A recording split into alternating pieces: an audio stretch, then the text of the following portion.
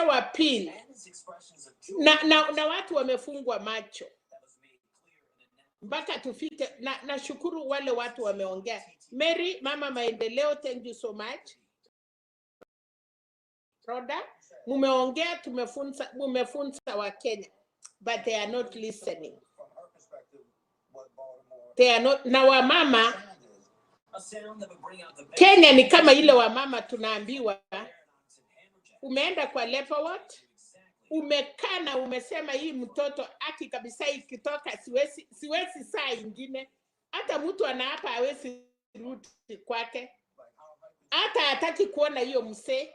Lakini baada mtoto akishika tu hivi, hata akiambiwa abebe mimba saa hiyo atakubali, kwa sababu ile uchungu amesahau tu ameona mtoto. So Kenyans are not serious. Kama tuko serious, kwa nini tunangojea baba? Kama tuko serious, kwa nini tunaongojea viongozi? Inji zingine hizi yote mnaona simeenda revolution penalty. They are not leaders there, wanajitokezea.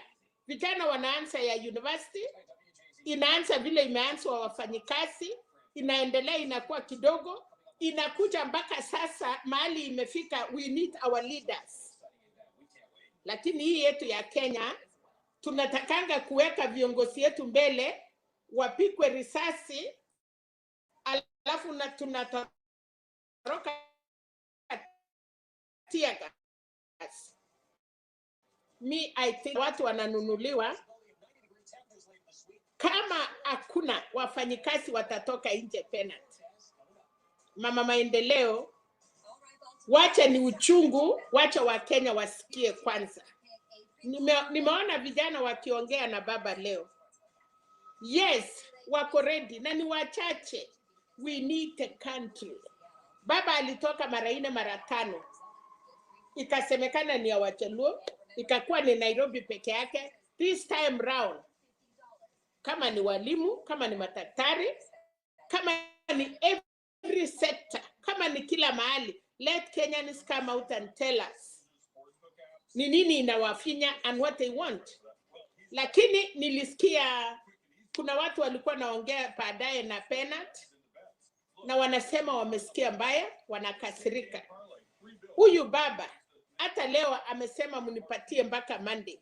How about Monday? Akaweza kuita mkutano. Will people come out? Sasa hivi vijana wanangangana, power. Watu kila mtu anataka kuwa mkubwa. Ni sawa na wale watu ya UTA. Hawa vijana yetu wamekuja, kina Kaucho, kina Okanga, sijui nani, what is the difference? Kama mnaumana nyinyi wenyewe watoto wadogo hapo, mara baba sijui ataniona, mara sijui nani ni mtoto mkubwa kuniliko. Kwani huyu Raila akiamuka leo na kusema enough is enough, nimeenda retire, what will you do? Mutaenda wapi? Mumechokosa Ruto, mumetusi serikali ya UDA ya kutosha, alafu batu ule anawasaidia, mnakuja kufunua na kutoa manguo na kusema I can recite. Yes, endeni kwa Ruto mkule hiyo pesa, after that mnalipa. Mtakuwa wapi? Penalty. Najua hiyo vijana wanakupenda, naona wanakujanga kwa show. Please talk to them. Huyu Raila wanamuita kama mtoto mdogo, ni mzee ya 77 ama 74 years. Hana shida. Hata ukiona Kalonzo na Martha Karua na Wachakoya na wale group yote wanamupembeleza atoke nje. Raila is cold. Ni dhahabu ile ngumu sana, hata Afrika mzima wanajua na hata wasungu wanajua. Nyinyi watoto ya Raila mumetokea. Wengine wanasema kama sisi chakaranda. I feel sometimes frustrated to penalty. Munalete hii vijana mpaka wamechiona. Maina Njenga ni kijana ya samani sana. Is a leader. Amesimama kiti ya parliament. Amefanya ile amefanya. I don't think people even know huyo mtu alilose mpaka familia. Kuna wakati hata bibi yake aliuawa. Hii watoto wadogo hata makamasi itatoka. That is wrong. Maina Nchenga ako na wafuasi whatever wanaitwa. No 10, no 2000. Hata unaona leo watu wameenda kwa Gachagua. Nasikia Kiambu msima imepepana. Kwenda kusema Malisa, unamalisa watoto ya nani? Hawa watoto ni hawa mama. They are our children. Si nyinyi wanaume mnaenda kutulia watoto amuwapatii kazi, mnasema pombe na nyinyi ndiye mnanunua hiyo pombe ndiye wakufe. Pena sitaki kupoteza nafasi, lakini the truth be said. Muongeleshe hawa vijana. Raila akipenduka kufunga mlango, hawataonekana. Kina Chelango sahi wanalia na wamekusa pesa. Wanafikiria hata kuenga kwa tumbo ya mama sao, Raila hawasahau wawaite. Hawa vijana wadogo wakuje polepole. They have done good, yes. Na wakati wewe unaenda vita, ukiwacha mama yako na bibi yako na mtoto yako, auendi kwa sababu unataka mtu akwambia asante. Unaenda kwa sababu umesikia uchungu ya nchi yako. Wale wanaume wanaenda vita, wakikufa, wale wengine wanalete silaha hile walikuwa naye mkuki, wanakuja simamisha kwa mlango ya wasasi yao na kusema sorry, they did not make it. Sijaisikia wakisema kwa sababu wamekufa muwalipe, ama sijui kwa sababu walifanya nini. No, hata wale wanajeshi wameenda vita penalty. Hawaendangi kwa jeshi na kusema nilichapwa huko Al-Shabaab kwa hivyo mnilipe. Mtu anakuja anaenda retire, and that is why even in this country unaona wanajeshi wengi sana wameumia. Wengine wanakuja kujiua, wengine mabibi sao wanawacha. So talk to these boys. Na ndiye baba anasema bado. Mwisho nikimaliza, Raila ni ule chirafi iko na kichwa mrefu. Anaingiza, sahi baba ameingiza kichwa kwa UDA. Batu wanaangalia, wakati mwili yote itasema sitanyeshewa, atapomoa na itaisha. Aliingia KANU, akapatiwa Secretary General, na wakati alitoka na Saitoti na Kalonzo na and everybody else, na KANU iliisha. So watu, baba ni baba, aitwe baba, muheshimu. Na kama mnapenda baba, amwezi patia condition. Na kama mnataka kupatia Raila condition, wacha Mwenyezi Mungu aliye pinguni anaweza shika roho ya huyo msee na anyamase akae akiona. Hii vijana wadogo watuambie, isipokuwa wataingia kwa miguu ya Ruto na watamalisiwa huko. Mama Maendeleo unaingia kila siku na Roda, tafadhali tujaribu kupatia watoto hekima. Na wale wasee nywele nyeupe wanakutanga hapa, wanaongea na waoni, hata wana haraka. Baba alikuja barabara, alisacrifice. Mlishindwa kutokea, akasacrifice ya pili, mkashindwa. Ya tatu akasema, aisuru wacha nipeane watu waongee, ingalau wa Kenya wataona. Mngefurahi. Baada ya baba ameweka partisan, hiyo waliongea. Kuna makosa mingi sana UDA wanafanya. Yenye iko fefa yenyu, patu wa muoni, munaongea baba, sikuta maandamano, tunangoja nini? Where are you? Where are you? Why are you not coming? Tokeni nje ndiye baba awafuate. Sisi wakati wa Kalenjin tulikasirika, tukaita Raila Aramipe. We want as individual, tulienda kama raia. Viongozi yetu walikutanga kama tumeenda kwa Raila. That is 207. Wananchi viongozi walifuata raia. So na nyinyi mkasirike, muende kwa barabara, baba atawafuata. Asanteni sana na mbarikiwe. Okay, thank you, Mama. We appreciate you for the wise counsel. We are well guided and will do what is necessary. We should also give the boys to grow, opportunity to grow, and of course, they will have the opportunity to make their mistakes. Uh, young people are erratic and they don't think long term, they think here. And so that's why us who are elderly, we need to hold their hand and guide them and tell them this and this. I'll be having a meeting with those ones who come to the studio. Uh, in the afternoon, we'll be going for lunch so that we discuss these things at length, and be able to balance. Because I believe that they are in this space not just for them to give views, but also to be helped to grow. Because the future of our politics is at risk.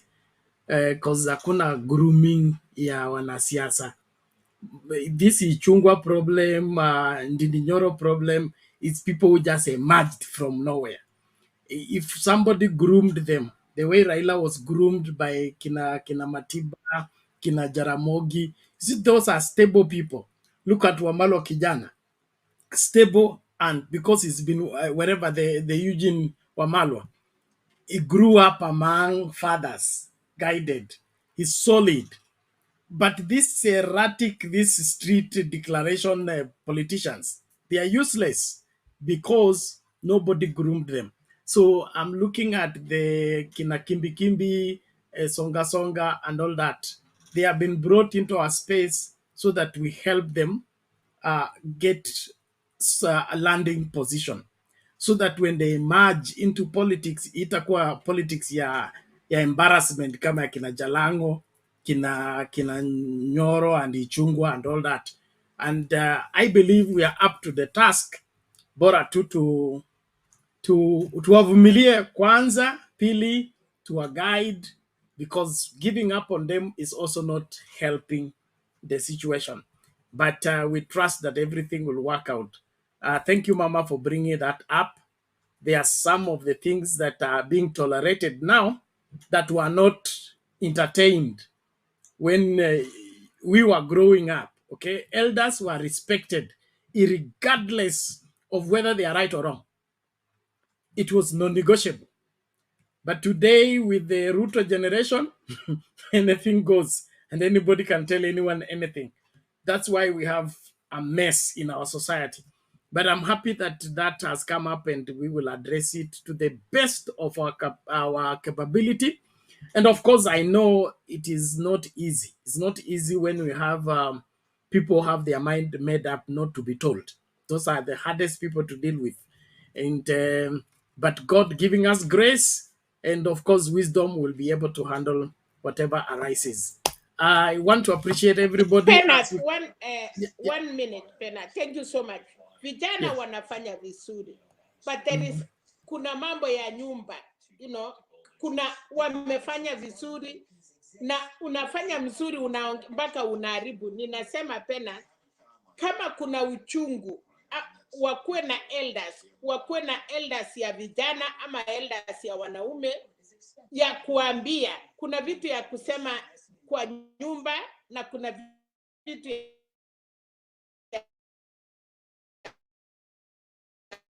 kutoa nje. But kama kila kitu mnatoa nje Penat, hiyo ndio bunge ya wananchi karibu Kenya mzima. If this one of Jacaranda wanaweza misbehave na mumewakisha Kenya mzima, how will we work? Thank you. Asante mama, asante mami. It's lack of wisdom. It's lack of wisdom. Na wanasema ujana ni moshi. So ni kutoelewa. And I also understand them because they have limited options. Unajua ile unalemewa, alafu unajua ukipiga nduru watu watakuja kunisaidia. So if the only option they have ni kupiga nduru kwa media ndio wasaidiwe, that's how they think. But there are other options where you can get the same thing done using a different avenue. So I believe we are going to find a way around it, but wale ambao wanakuwa erratic, unajua they will be victims, and if they don't draw lessons from history, they will still be victims. Hatuwezi wazuia from being victims, but wakati umefika hekima ianze kufanya kazi. Now, when I observe Baba and the way he's doing this politics, it makes me admire him more. Okay, he's under the greatest pressure, yet he's still ana afya, amenona, hana stress. Si huku tuko na stress na mzee yuko tu tena anasema mimi naangalia tu but amekamata mtu mahali ambapo hawezi kusema kitu. So I think we have a lot to learn, and we are learning with every passing day. Nashukuru sana mami kwa kukuja leo. Tutaendelea. Kenyan maandamano kamili, nashukuru, karibu. Naona mzee Mulumbu amefika pia. So nataka kuwapatia nafasi ya kuchangia. Fartuna ananiambia likes zimefika 136. Yes, tuendelee hivyo hivyo, tafadhali kulike video, and then samahani watu wa Facebook, atuko huko mpaka wakati kutakuwa na uwiano kati ya StreamYard na Facebook. Saa hii ni kama wamekosana. We will sort that out. And now I also want to call upon kina Stone PK, sijui mko wapi. Kenyan would love, tafadhali show up. Masaa yangu ndio haya yameanza kukatika. I need to be out of here so that I'm set for the early morning show that we have started. We need to have serious praying and starting the day with God, so that we help matters. Thank you, Mama. You are at liberty, unless kuna unala kusema kabla uende. Unless kuna swali alafu nitoke, kama kuna mtu ako na swali. Asante kwa kunisikiza. Okay, thank you. Roda, uko na swali? Hapana, sasa sina swali. Ametuelezea vizuri vile. Everything is good. Thank you, yeah. Thank you. Now let's bring Mama Kenyan maandamano kamili achangie naye. Karibu mami. Asante Bernard. Nasalimia kila mtu. Roda, Mama Selina, how are you? Mulumbu. I'm fine. Thank you. Ni vizuri kuwaona. Hata wale wako upande wa comment section, na wasalimia sana. I was shocked to see that man who was talking about Kenyatta, na nikasema kweli watu wametumwa waharibu nchi yetu kabisa, na kweli kabisa, you know, camera never lie. Atakuja siku moja kujisikiza yeye mwenyewe na ajione vile alikuwa anaongea mambo ambayo haina manufaa kwa wananchi. It is really it is very shameful for somebody just to stand up and start giving a story of which you are not the author, and then you give the wrong information, alafu unabaki barabarani peke yako. That is very bad. Huyo mzee tafadhali ajichunguze na stop kufanya mambo kama hiyo. The other point I want to bring up is about these politicians, especially the people in UDA. Hawa politicians, nimeona wako na hiyo tabia sasa ya kusema sijui mimi nimetoka, mimi sitaki mambo ya UDA. Lakini kitu moja mimi najiuliza, yes, you have left, you have given your reasons, and we see it is genuine, you have that reason for yourself. Lakini najiuliza, with all these months that people have been seeing there is a lie until today, surely, is this the time they are realizing ati kuna uongo? Is this the time they are realizing there is a mistake in UDA? Sasa mimi ninashindwa.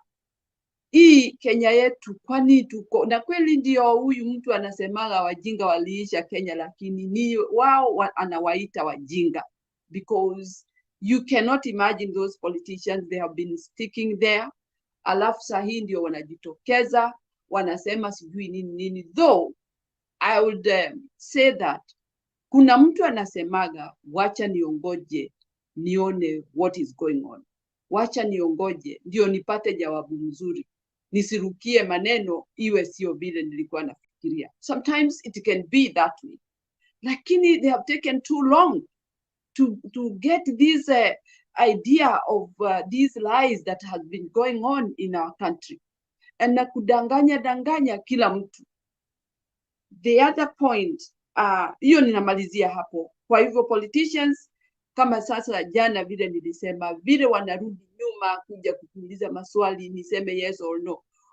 These people should clean themselves first before they start telling us anything, because what they have done to our country, it's shameful and very dangerous and very damaging.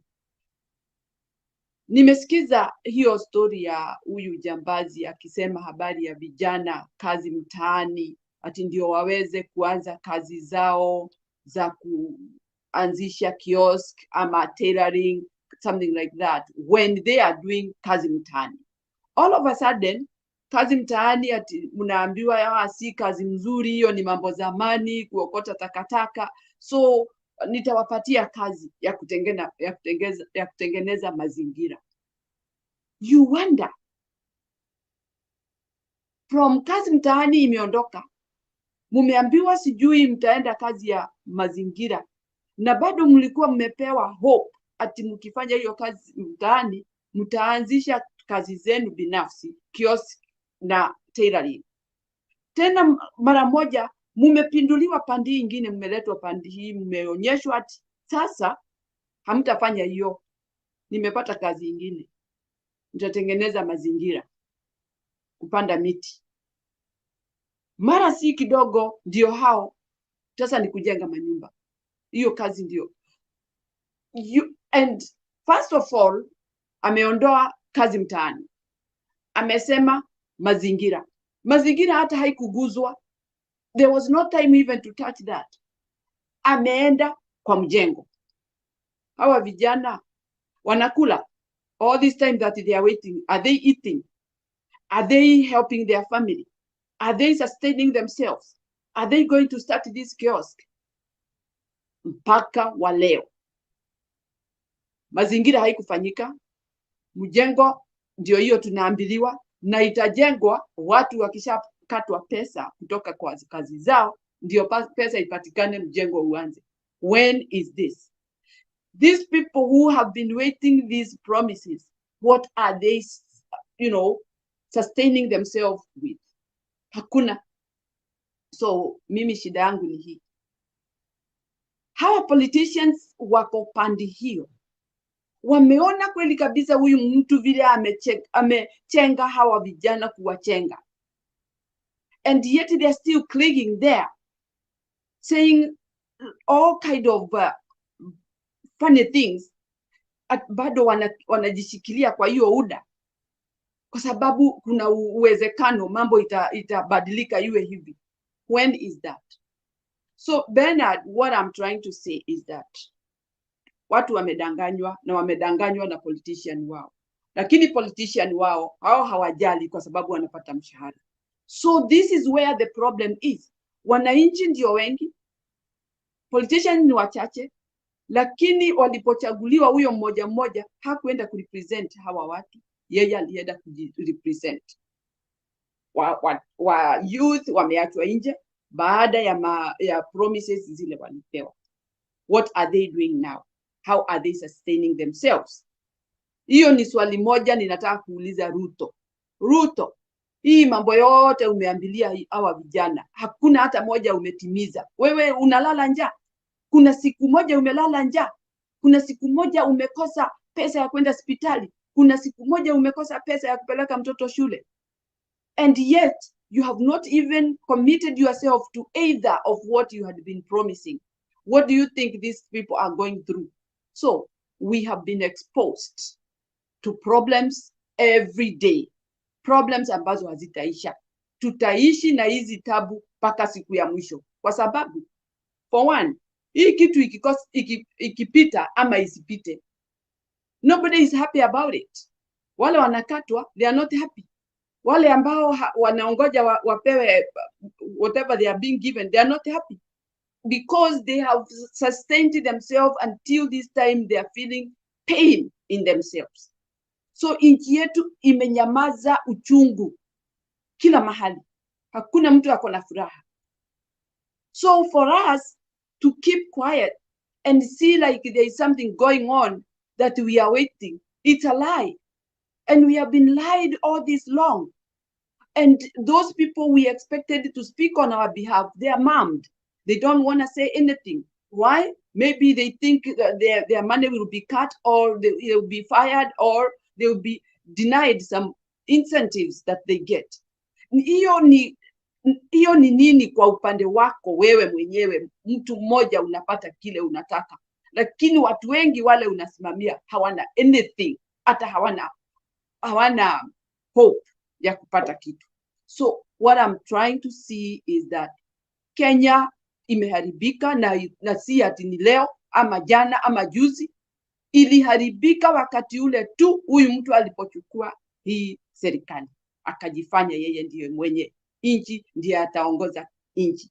Na hii nchi yetu imezorota kabisa, mambo mingi sana ambayo imefanyika, hawa politicians wakiwa tu wanaangalia, kwa sababu hakuna hata mmoja ashatoa sauti akasema no, we are not going to accept this. Because if there was these other people who have noticed that the things are not going right, really, wananchi wangekuwa sasa wanafurahia, kwa sababu wangekuwa wameungana na hao politicians. But for them, they are quiet, they are just debating and going home, because nothing of theirs is going wrong. Sasa vile mambo imetokea, wananchi wanakataa, ndivyo nao politicians nao wanaanza kukataa. Tukikataa nao wanakataa. Si wao wakatae, sisi tukatae. Sisi ndio tunaanza. Kwa nini? Kwa sababu sisi ndio tunaumia. Wale hawana maumivu yoyote wako nayo, wako na pesa za kutosha. Wanapata mshahara yao kawaida. So for us, we have to fight. Vile mmesema habari ya wao vijana, na wahurumia sana hao vijana. Kweli kabisa, sometimes wanaweza tereza kwa sababu ya kuona mambo haiendi vile wanataka. Wanaamka asubuhi, wanachomeka na jua, wanatembea miguu, wanachoka, wanakuwa exhausted, wanakuwa frustrated. Sometimes things comes out without their knowledge. Na labda wanarudi kujifikiria, wanarudi kujiuliza, kweli kabisa si kusema jambo la maana. Lakini already it is out. Imeenda kwa wananchi. Imeenda kwa wale watu ambao wanatafuta hiyo maovu ifanyike ndio waweze kuwashika. So for us, we are trying to tell those young men, mujaribu, bring out the points of what people are going through. Hii mambo ingine ya kufanya watu wengine wakasirike ndio wawashike. Let's put them aside a little bit. We bring the points that really, sukari imeenda juu, maisha iko juu, tunataka kazi, hatuna maendeleo, mambo ile yote ulikuwa umetuambilia hatuna, unataka tuelekee wapi? Lakini hii mambo ingine inatoka, it's a little bit dirty. Tujaribu tafadhali vijana wetu kurekebisha kidogo. Tusije tukajiletea laama ya kuwa tunateswa na hawa watu, kwa sababu definitely they are looking for those small things so that they can get a chance of arresting you, getting you into trouble. In fact, if you talk the genuine things, ile mambo ambayo inaendelea Kenya, na useme na nguvu na urudie tena na tena, they have no right, because they will not use any word against you. Now this other one, kwa sababu mnaonekana kwa kamera, hiyo ndio sasa huwezi kujitoa, kwa sababu kamera never lie. Ikikushika tu vile ulikuwa unasema, ukiletewa hapo, you just keep quiet and say I'm sorry, or maybe something else will come out of your mouth. But let's try to be a little bit gentle with what we are saying, because we have a lot. We have a lot of points to these people, and we have a lot of things to shame them. We have a lot of questions to ask them, and they don't have a way of answering because time has passed. Time is gone.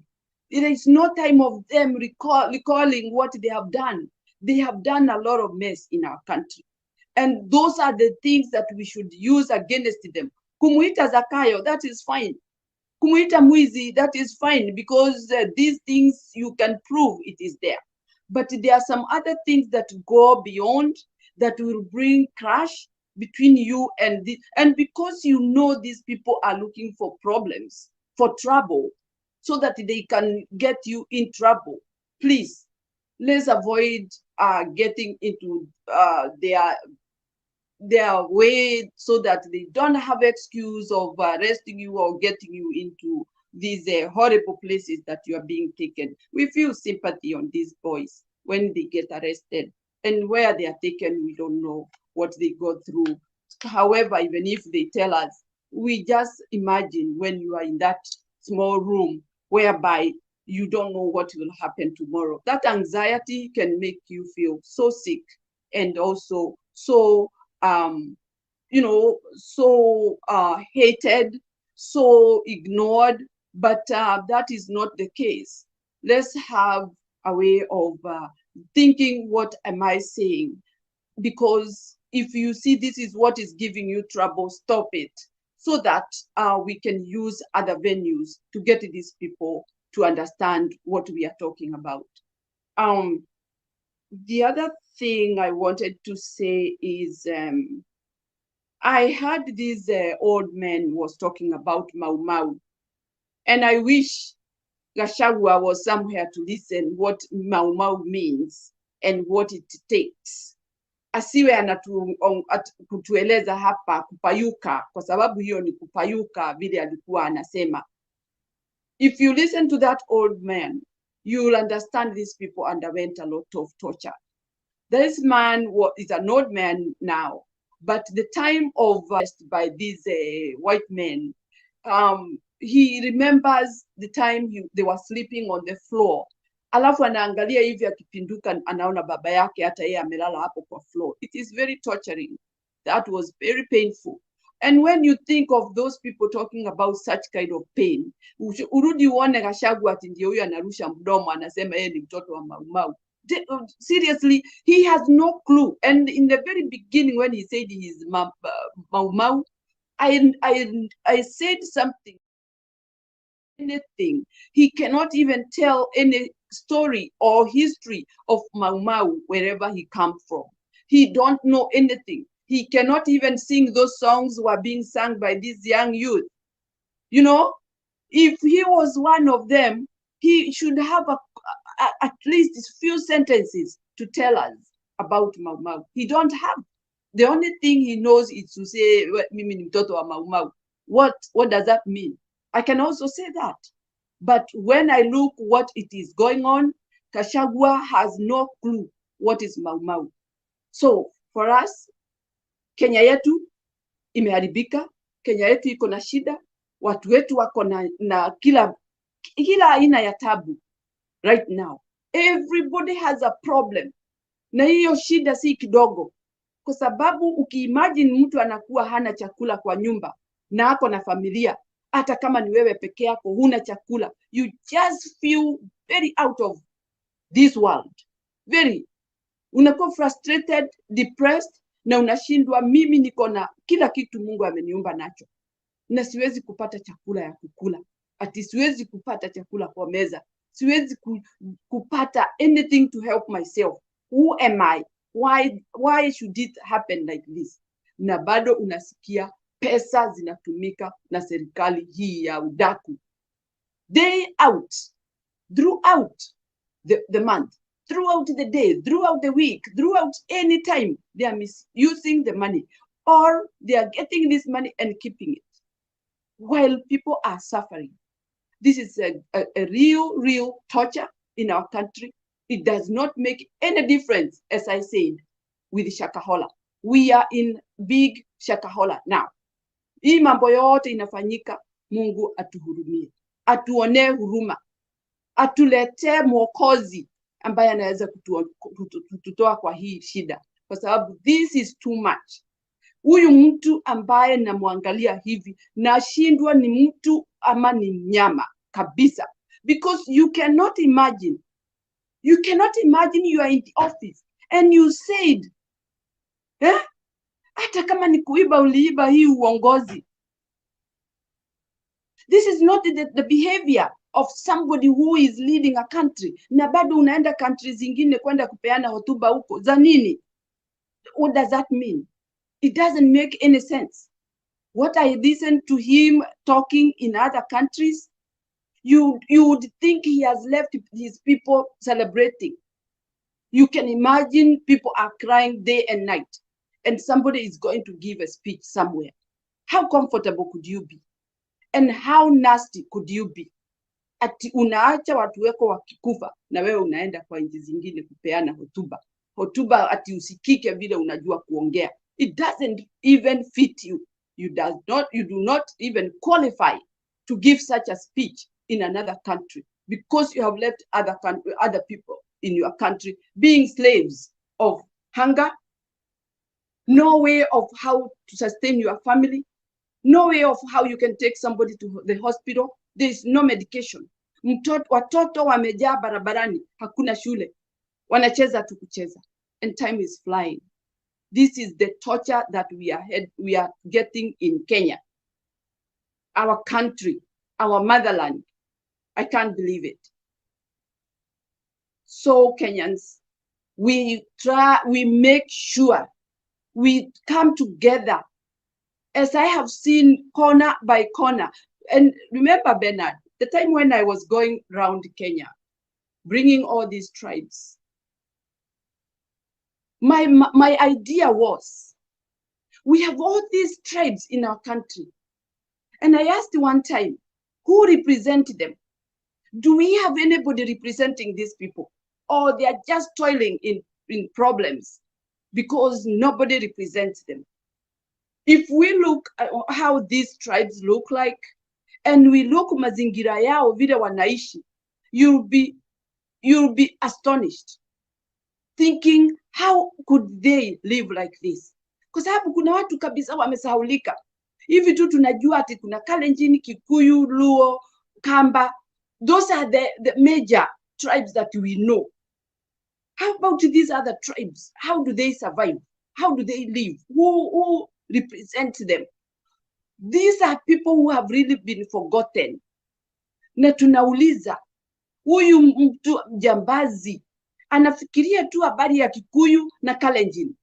He doesn't think about these many other tribes. When will they matter? When will they be Kenyans? When will they be considered to be human beings? Because we don't know. I haven't gone there. I was just researching and getting this tribe. I haven't gone there. I don't know how they live. We don't know even if they know where they are. This is a very serious thing, because as a matter of history of our country, we need to know each other. We need to know there is a tribe that lives here. There is a representation that is done here for that kind of tribe.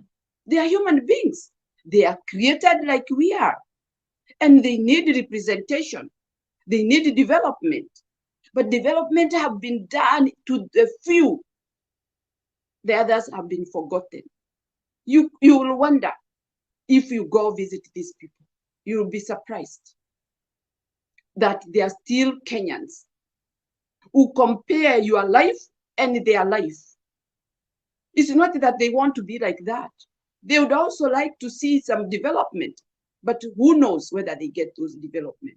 Now, huyu Ruto ni kumeza tu kumeza, kuokota zote. He's centralized the financial, he centralized, pesa zote zitakuwa zikipita kwake.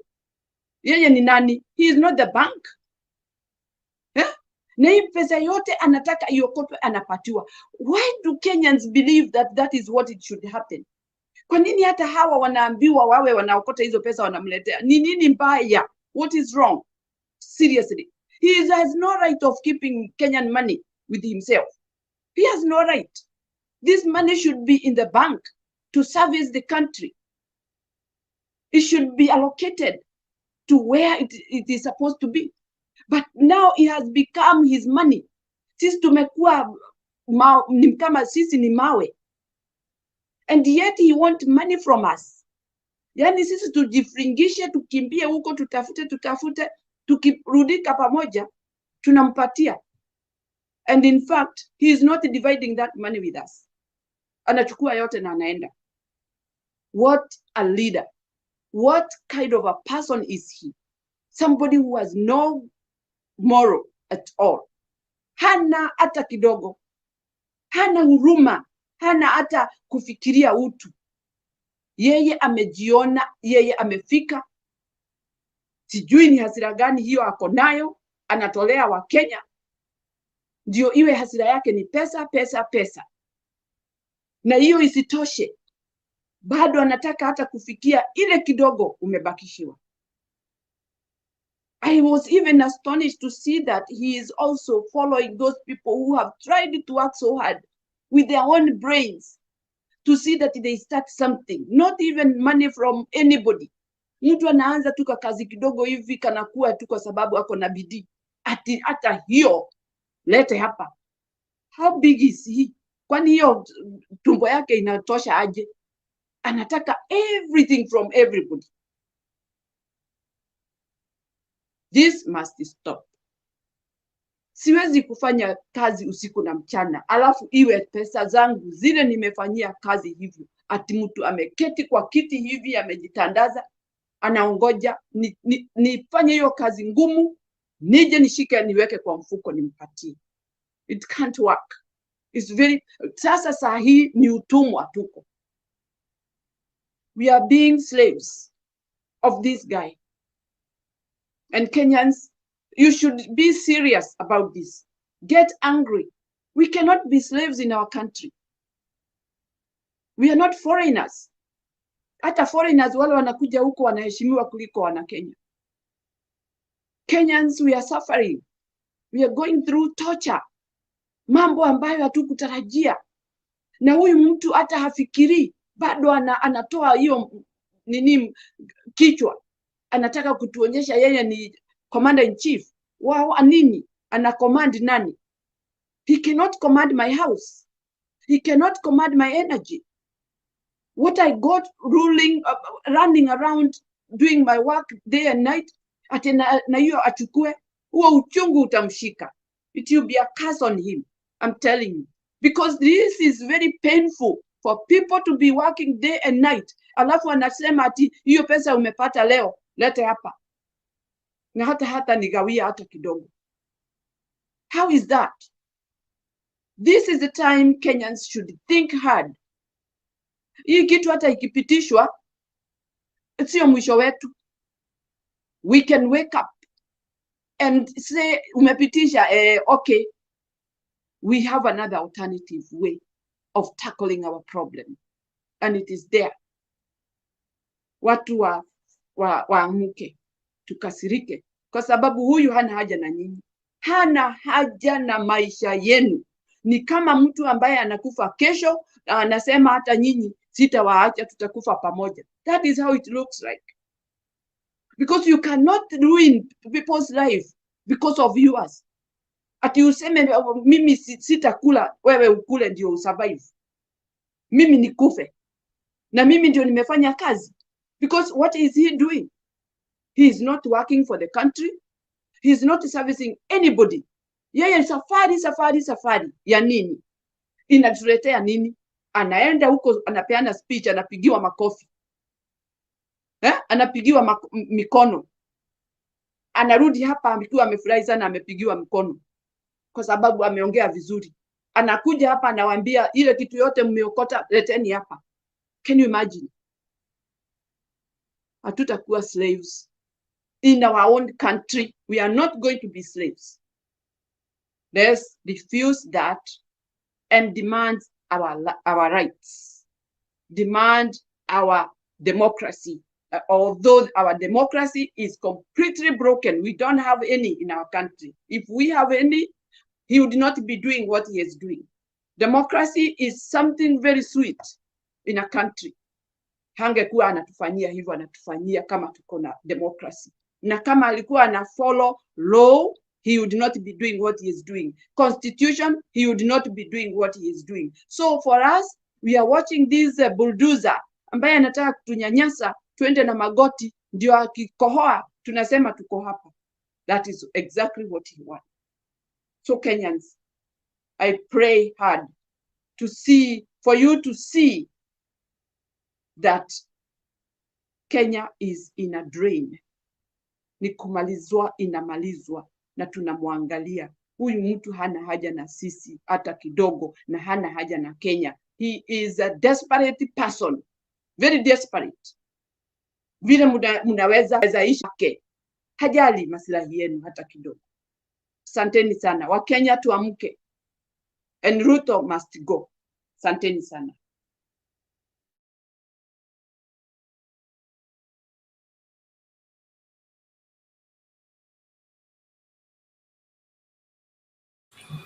Okay, thank you, Mama Mandamano Kamili. We appreciate that.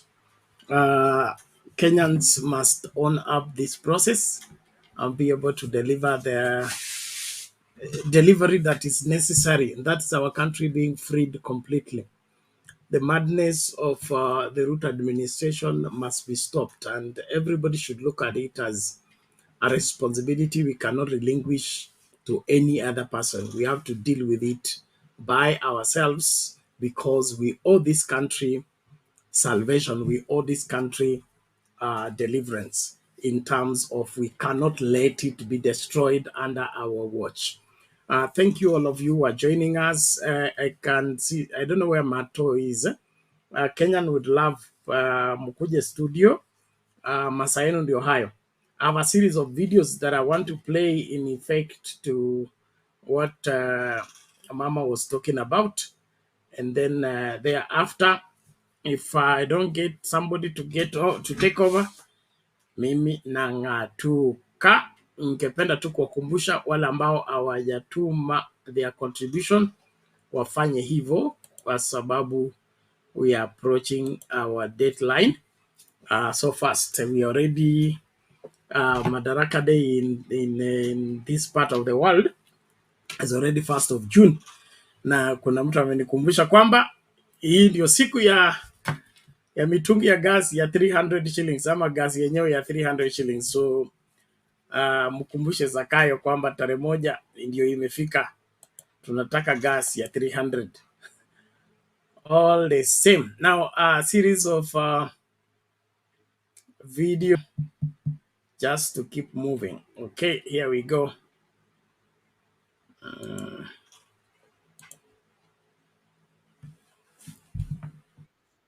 Revoked the nomination of Faith Harrison Njeri as Permanent Secretary for Performance Management and Delivery Services.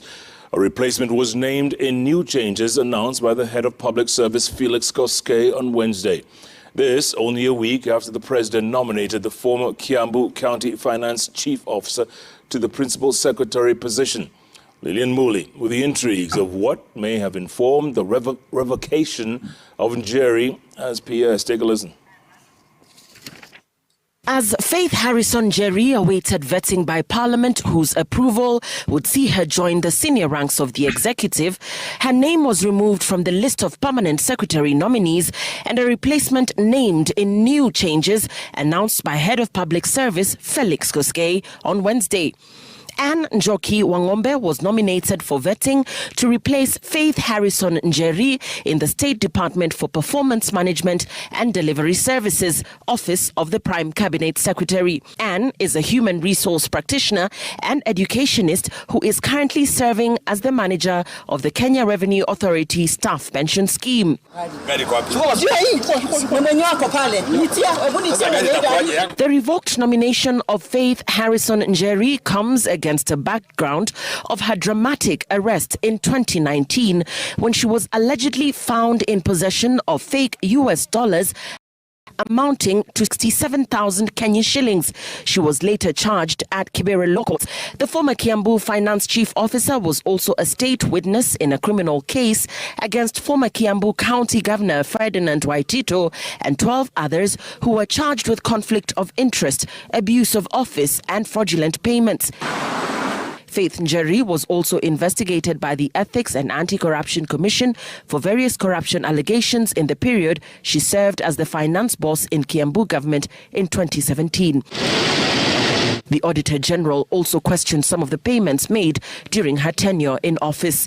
The President also nominated Salome Wairimu Muhia Biko as the Principal Secretary of the State Department for Correctional Services, Ministry of Interior and National Administration to replace Esther Ngero, who resigned.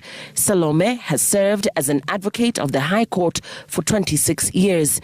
Head of Public Service Felix Koskei said the nominations were done on the recommendation of the Public Service Commission.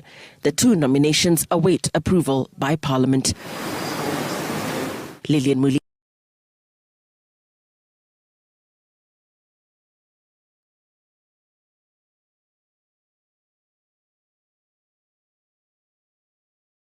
Uliwa katika msururu wa maandamano ya Azimio ambayo yaliitishwa mwezi Machi kuhusu gharama ya juu ya maisha miongoni mwa mengine. Kati ya hao 12 walipigwa risasi na maafisa wa polisi, waliosalia wakiwa na matokeo dhuluma ya makundi ya watu. Na jinsi Rose Wangui inavyoripoti, mashirika ya haki za kibinadamu ya Amnesty International na Human Rights Watch yanataka polisi kuwajibika. Rose Wangui ndio huyu na maelezo zaidi. Jacqueline Mora ni mwanamke mwenye uchungu. Mtoto wake wa umri wa miezi 7 hayupo tena. Mtoto huyo mchanga alifariki wakati wa maandamano ya mwezi Machi. Mora anaishi Kibira anasema siku hiyo polisi walirusha vitoa machozi hewani.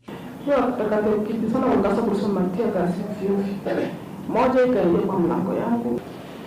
Mtoto mdogo ni sasa mrefu. Ilimwa affect hapo.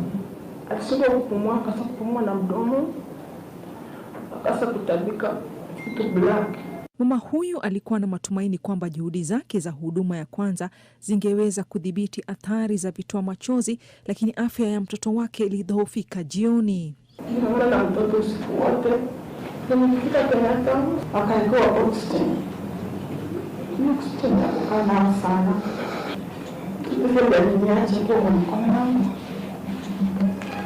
Mashirika ya Amnesty International, Kenya na Human Rights Watch yalieleza wasiwasi wao kwa karibu miezi miwili baada ya maandamano ya nchi nzima. Hakuna hatua zimechukuliwa kuwawajibisha maafisa wa polisi kwa matumizi mabaya ya nguvu katika mauaji ya takriban watu 12. Zaidi ya wengine 30 walijeruhiwa katika matukio hayo. Most of those people were not shot during protests.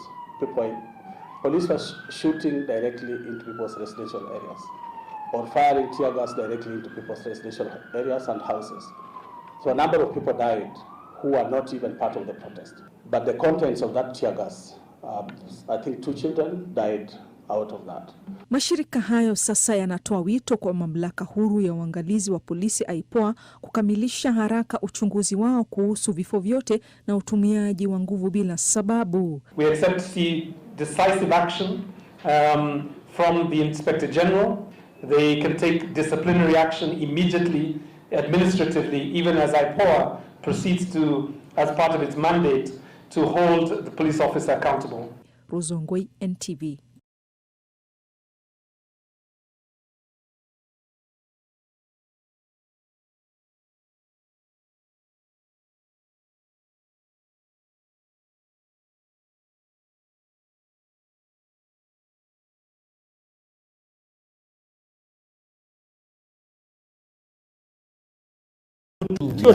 Sio tu hata leo nimeona mheshimiwa Mbugua ameenda kule. Ameenda kotini, sio mimi peke yake, kwanza amenitangulia. Pia amefika. Lazima upatie wengine nafasi kusema. Au angepatia nafasi mpaka nimalize. Wewe kupata nafasi ni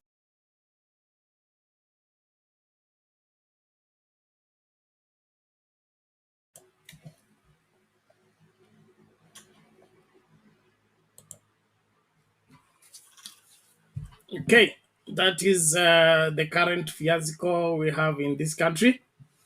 Revocation of somebody who has been nominated for PS after revelations of corrupt background. In the ordinary situation, background checkup is done before nominations are done in terms of shortlisting people for consideration to work in public office. It's not something that you should bring up a name and then there are some objections, then it's when you do the background checkup.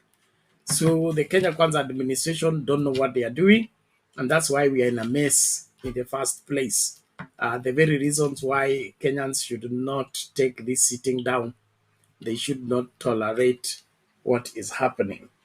Then on the other hand, the account of the lives that were lost in Maandamano, in my opinion, unnecessarily, because the police were not supposed to shoot at people and throw tear gas in residential houses. It's all against the law. It's all against international law. And so the Kenya Kwanza administration is doing badly, and the Kenyans need to defend themselves against such. So I will give you opportunity, Rhoda, if you have something to say it now. Naona kama okay. Carry on, Rhoda. Yeah, it's very sad indeed. Like that woman, she had been criminal, fake money, and then Ruto akamchukua kwa serikali. We are going wrong way in Kenya. It's very sad. That means Ruto doesn't care. Even if you do corruptions, it means that woman, I think she was in criminal cases in the Uhuru Kenyatta administration, because we always say Uhuru Kenyatta administration to that. So it means who didn't know what he was doing in his government. Watu wakuwa na makesi hizo za criminal. That is international criminal to use fake money. But you fake money, and it's very sad. Ukifikia hizo kama vitu zinaenda Kenya, you just feel sad. I feel sad in my soul. I feel crying. I don't know. So Naruto, he doesn't care. So, and I wonder, the question I ask myself, those people were voting for him, those people they were welcome him, they say hustle, and how do they feel when they see such kind of mess? Because that is to take us back. How can you accept a criminal who have been the criminal case, and then you accept him, you accept her in the government? Even I saw one man, I don't want to mix our story. So, and the justice, anyway, our country, is to pray. We need to pray, and we humble ourselves, because when countries like this, it's only to be called to heaven. I believe God can heal our prayer, because Ruto, I said before, he think that I'm the commander of chief. I can do everything I want. Nobody will tune in, And Uhuru was not doing like that. Uhuru, when he was a government, he was not showing us Kenya people, me, I'm a president. I was very proud with the Uhuru. He was, even Kibaki. So that means this regime is the same like a Moi. Moi, he was doing the same thing. There was a lot of killing. You remember that video we saw it in, I don't know, it was edited. People that were killing. Everything was black. Everything, I remember everything was meat. So everybody was waiting Moi to go, because everything was catastrophic. So it means Ruto have the same, the way people they used to say Moi was a school. The way I feel that now, this is a mess. Chibukati, bring it to us. And wherever you are, Chibukati, you did mistake. Unajua, alikuwa amepatiwa pesa na serikali, I think 16 million, afanye uchaguzi na huru na haki. Na yeye akatuchezea. Nilikuwa naambia kijana mwingine wa Afrika hivi, akanambia may not have mercy. Amepatiwa pesa afanye uchaguzi. Ndio hiyo maana tunapita au Martha Koome. instead of assist our country to the bad people, because Ruto is a bad. Ruto have been criminal cases. He was in the wake. People were changing money. You know, even to bring that to my for Ruto is no problem, because even Ruto himself, he had been criminal. The way he was, I don't know. I used to hear 1992 he was doing with the criminal. So for Ruto, that is none. That for Ruto, that kind of thing and killing for him is like nothing. And people, they know very well that Ruto have been criminal. And then you guys munam support. What is a democracy in Kenya? You know, in this country I am. If you have a cases for the criminal, you cannot be the prime minister. You can't be nothing. Nothing. Even to get job for cleaning, you can't get until, I don't know, you can't. You will stay for the jail until the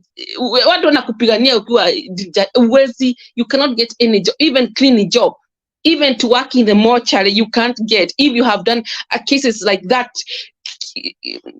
fake money, and then you bring that to, so that means Kenya is not democracy. Na watu wananyamaza. Amkeni wa Kenya. This is time Kenyans, my Kenyan people, Kenya people, Kenya folk, wake up. Don't sleep. This is not about Kikuyu, Karedini, no. This is about, nobody's happy when you see that kind of stuff. Let us wake up together. We say enough is enough. 50, can you imagine 50 tribe? We can wake up to, this guy is very young, he's just 55 years old. He's nothing for Kenyans. He's nothing. We can remove him. And we say we don't want this kind of stuff. We can go to Nairobi and we say we do demonstration and we say we don't want it to tell us how the way to go. Ukiwa nasikia uchungu vile vitu zinafanyika kama huyo mama vile amefanywa, unaenda unamto kwa sababu hata yeye Ruto, see, he's not a god. He have done a lot of corruption. Ruto he's a thief. He have been stealing Western Hotel, and many things have had a lot of cases. Even when he was Ruto regime, he was doing corruption. Ruto, he's a criminal. He's a murderer. He's a bad guy. So this time I'm talking, it's not about feelings or emotion. I have to say, because this is not about kuchezeana hapa mchezo. Hapa anaongea ukweli. Yeye amekuwa criminal. Ndio maana yeye atakiona mtu criminal, he doesn't care. Because he know himself, he has been criminal for a long time. Now, I think all over the world, we need justice. We need all over the world. If people have United Nations, what's the work of the United Nations? Because if they know the guy is a criminal, is a dictator, they allow, and I think, no, United Nations, they don't do anything. I used to see country with they don't. They're just quiet. Even, for example, in Afghanistan, is in United Nations, they don't do anything, and people are killing in Afghanistan. They don't do anything. They're just quiet. I wonder what is the work of the United? They need to be responsibility. Like that baby was killed, they have to take responsibility. Ruto have been killed, a lot of people, even those criminals he is doing. That is a criminal. So I don't think so. United Nations, they do anything. So Ruto is a dictator. That's a fact, and we cannot assume. And he's born like that. And we can, the thing is only tumtoe ama Mungu amtoe. Kumutoa ni Mungu amtoe. Amwambie no. Kwa sababu he came there kupitia nyuma, watu wakamvote, hata sikuvote walijaa mlango ya nyuma. Na wale walimsupport. I don't know how they feel. Do they feel ashamed? Wakina hizo vitu zinafanyika, hizo lakina Jerry, how do they feel? Me, I don't care even if he's my tribe. I don't care. I hate the criminal. That's the criminal. I cannot accept a criminal doing something that it's my tribe. No way. Mtu kama huyo anatakikana afungwe jela maisha. Kwa sababu that is a criminal. Do you in fake money? Even cannot, and Ruto, he is accepted. So anyway, you guys, you are the one who entertains kind of nonsense. If you want, Pasha good. We say so this Pasha good means welcome. If you want, take it. If you don't want, you are the one who can make the decision. It's up to you. Thank you. Okay, thank you, Rhoda. Thank you so much. That reminds me of what former CS Matiang'i said, that some of these people on the ballot have cases of being wash, the fake money group. And it's emerging clearly that what we are dealing with is a criminal enterprise of people who have colluded to loot the country together and they are looking on how to justify that by legalizing the illegal enterprises. And that's why Kenyans cannot take this sitting down. We must arm ourselves and stop the evil. I want to appreciate everybody for your continued support and followership. I'm on the final 15 minutes to close the show in case nobody comes to take it. And so I'll give Mama Mandamano to respond to those videos thereafter. We call it a day. We meet again in another show.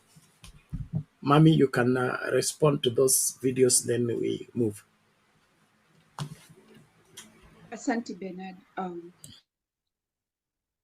Ukiangalia utaona huu ni mtindo wa UDA. UDA hakuna mtu hata mmoja anaweza pita hii good contact. You can imagine a country being led by people who have no good contact. So even for them, what they are doing, they see it as normal. It's not bad. It's something okay for them. Now, the other countries are looking at us and looking at this country, understanding that everywhere you go, you have to have a good contact. These people don't have. Actually, even in their file, I think they have maybe the same thing they have done because they have been criminals. They have gone there and got their good contact just through bribe, nothing else. Because how can you get a good contact with the record of what you have done? Huyu mama ambaye alipatikana na hizo pesa, how comes that she might be having a good contact? How? And yet there are people in our country who cannot get a good contact before they pay some money so that they can get, and they have no criminal record at all. You can imagine where we are. How is this country going to be cleaned? It is really hard work. It deserves whoever will take over to have determination of cleaning this country to the core, because it is really hard work to get down all these dirty work that has been done to our country. Now, when you look at this kind of police behavior, what do they learn when they go to their training? Do they just run like crazy people around? They don't even respect themselves. They don't know the perimeter. They don't know where their boundary. They work like monkeys, just running like crazy, throwing things. You don't know whether you are going to kill somebody and then you will be in for it. Because right now, whoever did that should be answerable. You took a life of a young child, a young baby. How? Why should you be that careless? And yet, even the people who they were following or doing all this, they were just people on their business. Mandamano did not have any violence. They are the one who caused violence. And this government feels good, feels that that's a hero who did that, because that is what I can say. Since up to today, nothing has been done to that police who killed that baby. Unaua mtu kwa tabia zako mbaya, na unaua mtu ambaye hakuwa hata karibu na wewe, mtu ambaye hata a child that is not even walking. And to make the matter worse, you are violating people's rights wakiwa tu wako in peace. Nyinyi ndio mnaleta hiyo mgogoro. Nyinyi ndio mnaleta hizo tabu. Ndio watu waanze kupiga nduru. Hawakuwa na, they didn't even know the police would come because they were doing nothing wrong. This is unheard of, and it is really, these people need to be educated, need to be ashamed too. Where did they pass? Ati na unawaona wamevaa ma uniform hapo na hizo shield. What for? Why are you shielding yourself?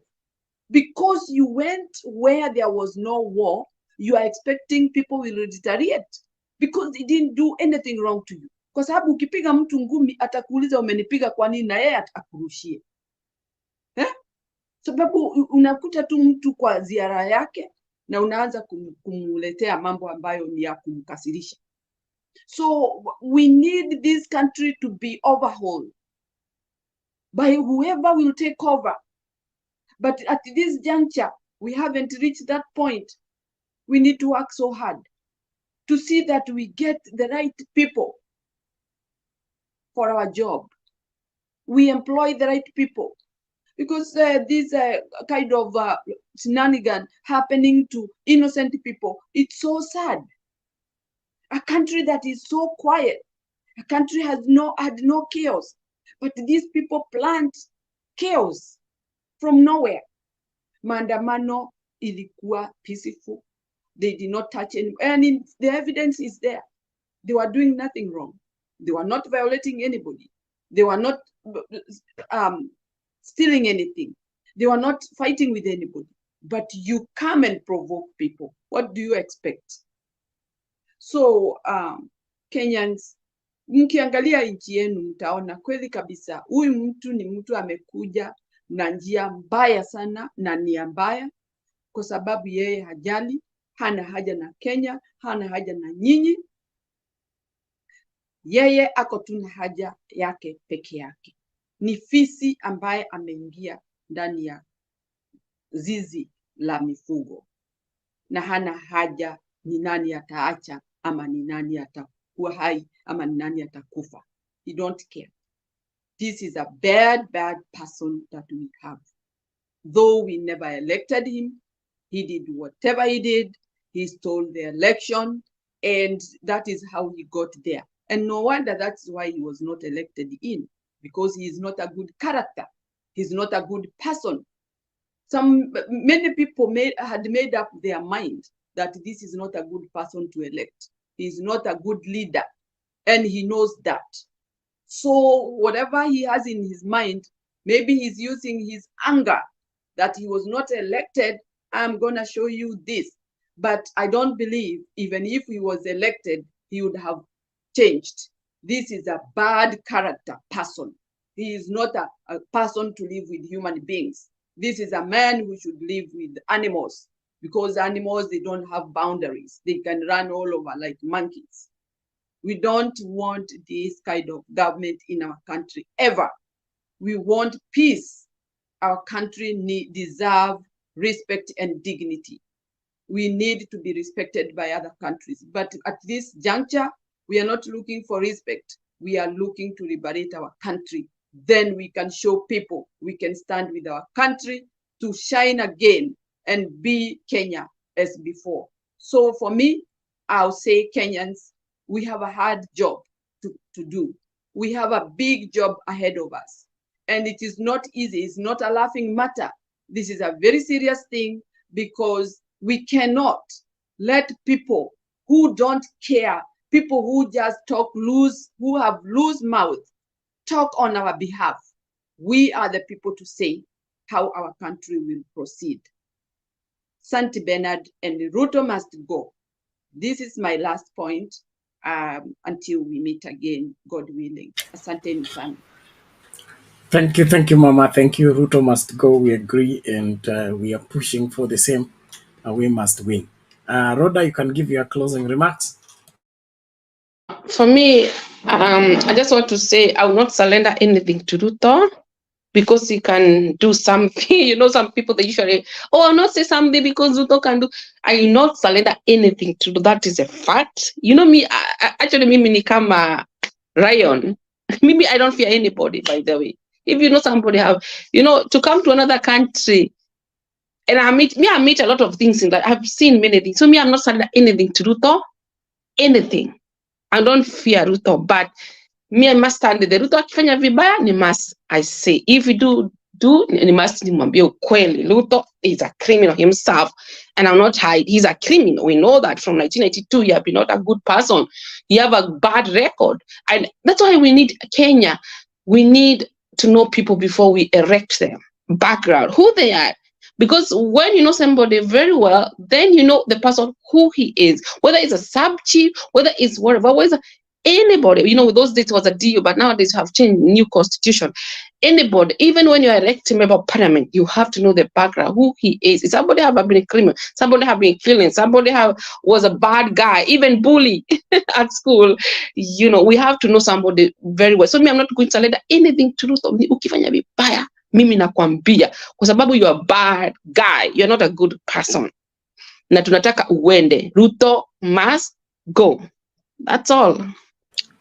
Thank you, Rhoda, and thank you everyone for making time to join us and to continue to follow our programming.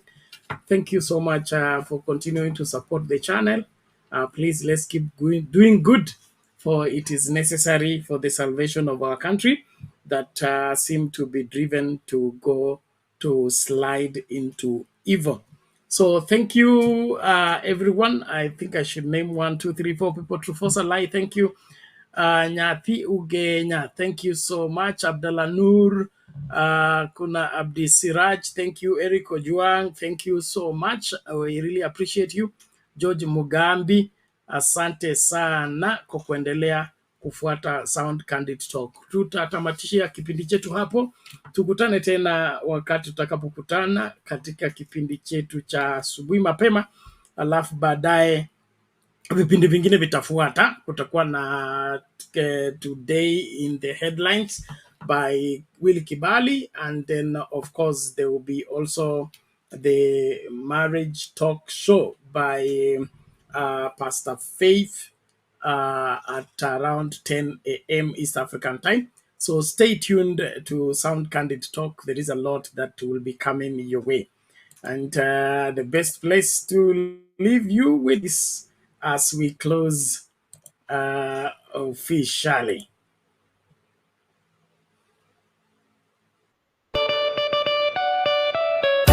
Orasho Media.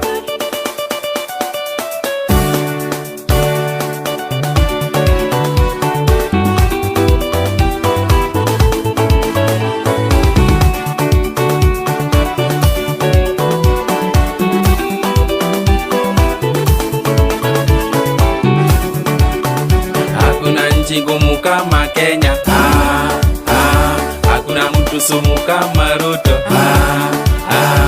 ameongeza ushuru. Hakuna nchi ngumu kama Kenya, ameongeza ushuru. Hakuna nchi ngumu kama Kenya, bei ya unga sasa imepanda, bei ya sukari pia imepanda, ameongeza ushuru. Hakuna nchi ngumu kama Kenya, ameongeza ushuru. Hakuna nchi ngumu kama Kenya.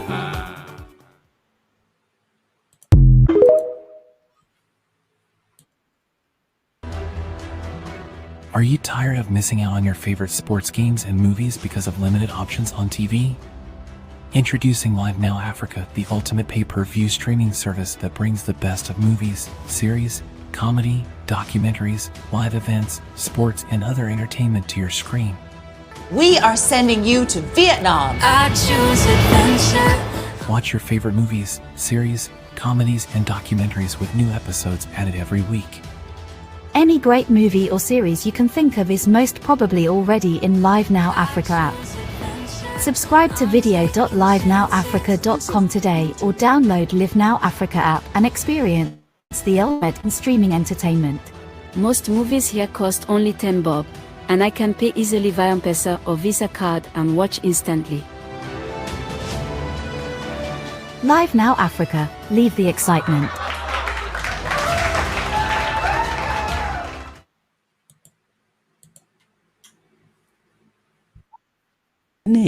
Una wasiwasi utaanzia wapi hatua ya pili? Hujui ni ufanye aje ili kuhitimu katika tajriba yako? YMCA National Training Institute inakukaribisha kujiunga kwenye diploma courses, certificates na short courses. Wana day na evening classes, wana courses kama plumbing, electrical engineering, building and construction, motor vehicle mechanics, fashion and design, hairdressing and beauty therapy, ICT and computer applications, hotel management and catering. Kwa maelezo zaidi wasiliana na mwalimu mkuu David Simiyu kwenye kwenye +254724784150 ama +254736219864. Vilevile unaweza wasiliana na mkuu wa mawazo kwenye +254726939256. YMCA Kenya, training for today's industry.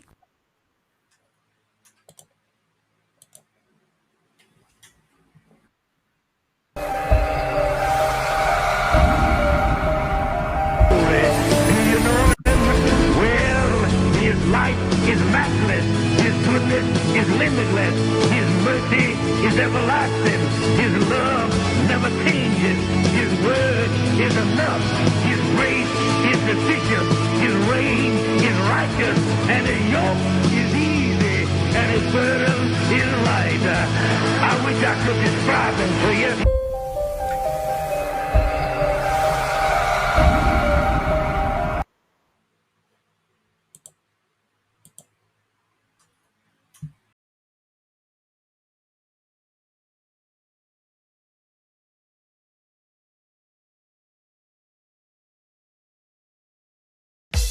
When you're launching a new product with a tight deadline, 2 weeks? Grammarly's tone suggestions can help motivate your team with a positive approach.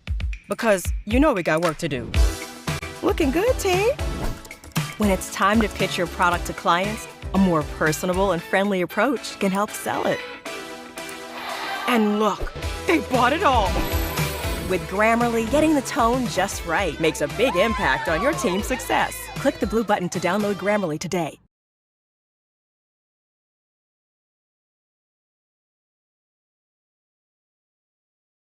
Seth Panyako is the Secretary General of the Kenya National Union of Nurses, and he is also the registered Vice Chairman of UDA Party. Good morning. Good morning. Karibu sana to Kenya's biggest conversation. Thank you. That's the hot seat of the Situation Room. Make yourself comfortable. I'm really comfortable. Very good. Yeah. To make you even more comfortable, CT will give you the day's proverb. Yes, our proverbs for the whole of this week come from the country of Madagascar.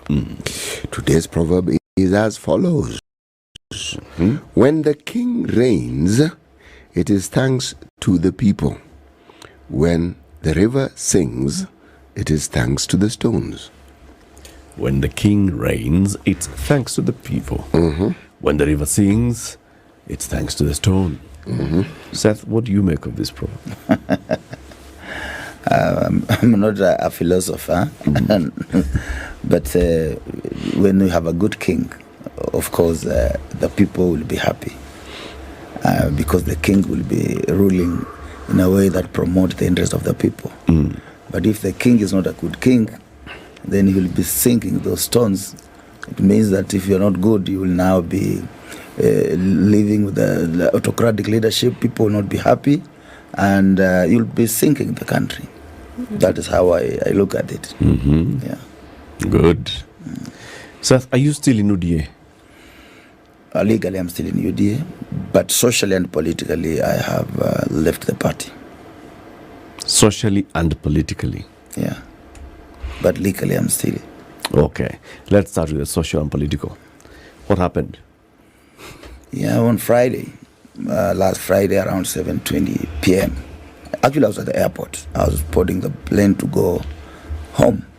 I received a phone call from the president, and he told me he's under pressure from his people, those people who surround him. And I think there's a group of about 5 people from one ethnic community that believe that they should control everything around the president. And so he told me, you are opposing all the programs of the government, especially the housing levy and other things like VAT on fuel and many other things. And he told me it was not tenable for you to continue to be an official of the party when you are opposing the programs of the party. So I told him, in short, you were saying you want me to leave? He said, yes. Then I told him, oh, that one I grant you. On Monday, you'll get my resignation letter. But I've not resigned since then because of other things that emerged after that. Yes. So the president called you, and he was telling you that he's getting pressure from the other officials of the party. He said, I'm getting a lot of pressure from people. Of course, I don't know whether the officials of the party or the cartels around him. I'm not quite sure. This clearly shows that you and the president speak regularly. We used to before elections. But after elections, I think that was the first phone call he called me to tell me that I should perhaps be leaving the party. Okay. Yeah. But that must not be the first meeting that you've held with the president since he assumed office. Yeah, that was the first phone call. We have not been communicating. In fact, communication was cut immediately he became the president. Okay. Yeah. But as a party, you have met as a party, as leadership of the party. Have you not? Since after the election. No, we meet only to come and rub stamp some things that have happened. You know, the party, we don't meet to... Like the other time we met was to come and accept Malala as the SG. And we come and we are told this is the SG, these are the changes, and you are in State House. And you are told go and announce, and we go and announce. Those are the kind of meetings we've been having. There has been no meetings where the National Executive Council of the party is given something to discuss and make a decision. Okay. Decisions are made. Your work is to go and approve them. So was the president... Can we assume that the president was actually calling you to try and persuade you to see his side on why he needs, for example, the kind of proposals that he's put forth to run the government and deliver on the UDA manifesto? No. He was calling to tell me to leave his party because I do not agree with his program for the government. Okay. The president, I don't think, has time for any divergent views on what he believes in. I don't think he listens to anybody. I think he listens to himself. Okay.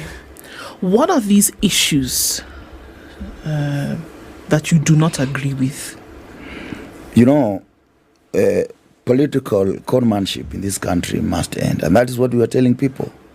When we were campaigning, we wrote on the issue of lowering the cost of living. And we said one of the things we are going to do was to remove the 8% on VAT. You know, petroleum products are taxed in Kenya up to around 60%. So we told the people that we remove VAT from petroleum products to lower the petroleum product, and the net effect will be the lower the cost of living, because petroleum products affect our production in all aspects. Now today we are telling people, no, we are not going to lower, we are going to double it. Now where Uhuru left it from 8% to 16%. We told people that we will do affordable housing programs and create employment. We never said that we are going to use workers' money to do those affordable housing. Because if we told workers that we're going to remove 3% from your salary to do housing project, then workers will not have voted for Kenya Kwanza. So we deceived them. We deceived the Kenyans. And that's why I'm saying politicians must stick to what they promise to their own people. Not when you are now in office and you start doing your own things. Me as Panyako, I will not be supporting. Let me take you back a few steps, Seth, even before, because you were here before the election, when the campaigns were in full swing, full throttle. You said a number of things. You pushed for it. Is it possible that there was deception in the offing, as you've said, and then in a few short months after an election, that somebody is then able to turn completely, and you had no idea that, as you say, it was just a ruse to get people to vote for a particular government, and then after they would turn the tables? Absolutely possible that you did not know about this? In fact, is there anything you want me to add? That is the exact situation. That is what it is. This is political conmanship. I said it before. You tell somebody that you tell Kenyans, we reduce the cost of living by ensuring that VAT on fuel is removed. We'll do affordable houses. You don't tell workers that we're going to get money from you. You are taxing almost everything. And when you look at those taxes regime, you see, like to import a helicopter, they are removing 15% on importing of helicopters. Who imports helicopters in this country? It is themselves. They have no interest for the common man. They have interest for themselves. And that's why any Kenyan who is bothered about the lives of the Kenyan must look at the finance bill clearly. And you will see that it's meant to protect those who have. Those who do not have are to be milked until they die. Seth, is there something else that you're angry about? Very many things. You know, clearly, as you said, what we promised people is now upside down. Now people have gotten to office, they don't consult. You see, if I am a member of the National Executive Council of UDA, I believe that the policy of the government, like the budget, the government should have brought those proposals to the party. Discuss with the National Executive Council, let us see what you want to do, then we agree with it. So that when I live there as a member of the National Executive Council, I'm able to defend what is being presented to Parliament or to the government for approval. But this is a situation where people sit, make decisions, and they expect you to support those decisions. Workers of this country are being overtaxed. Look at the National Health Insurance Fund. They want to move it from where it is to 2.75. Initially, we had a medical allowance that was removed from the pay slips of all civil servants in Kenya, where they started a program they were calling Comprehensive Medical Scheme for Civil Servants. That about 4,000 was removed from the pay slip of all civil servants. That money has disappeared. We don't have that comprehensive medical scheme today. We used to have mortgage. We have money for mortgage at the public Ministry of Public Service, Gender and Youth. Billions of shillings for mortgage and car loan.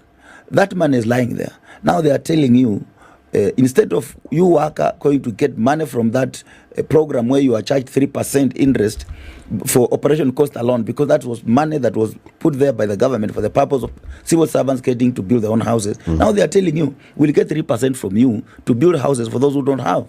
Now, we were told when we were campaigning that we are preaching class war. Now, class war is being legalized. You are now being told you have a payslip. You have a right to build a house for that one who doesn't have a payslip. Very soon, people in the village will start saying, these people with the payslips are eating or sleeping hungry. They will come tomorrow to your house to ask you, we want to eat because of our payslip. This is the class war. I don't know whether the president is aware of what he's doing. He's bringing a bigger problem than what he can see. And if there's people around him who don't see these things we're seeing, then he has nobody around him to advise him. When did you join UDA? I think I joined UDA before it was formed, because we started to working with the president before UDA was formed. And it was actually there, but it's not with us. So when ultimately it was formed, I joined UDA. So you were among the first people exactly to actually move with the then deputy president into this vehicle. Yes. And it was to be the vehicle to be used to campaign and seek power. Exactly. So you were very much involved in the inner workings of the campaign team. You see, to sell UDA in Kakamega was not, and generally in West Province, was not easy.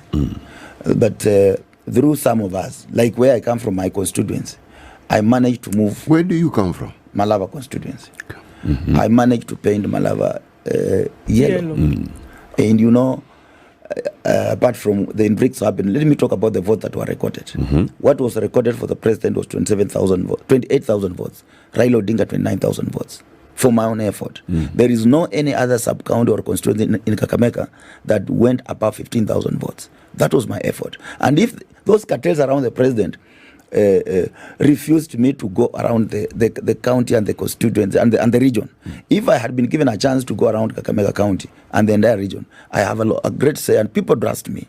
You know, trust is more important than even wealth. But you're the vice chairman of the party. What do you mean by people who are refusing? Because I did not have the means. You know, you cannot go campaign when you don't have, you must have fuel to move around. But when you're given, the money is given, go and do this campaign with Panyako, then some cartel sit somewhere and isolate you.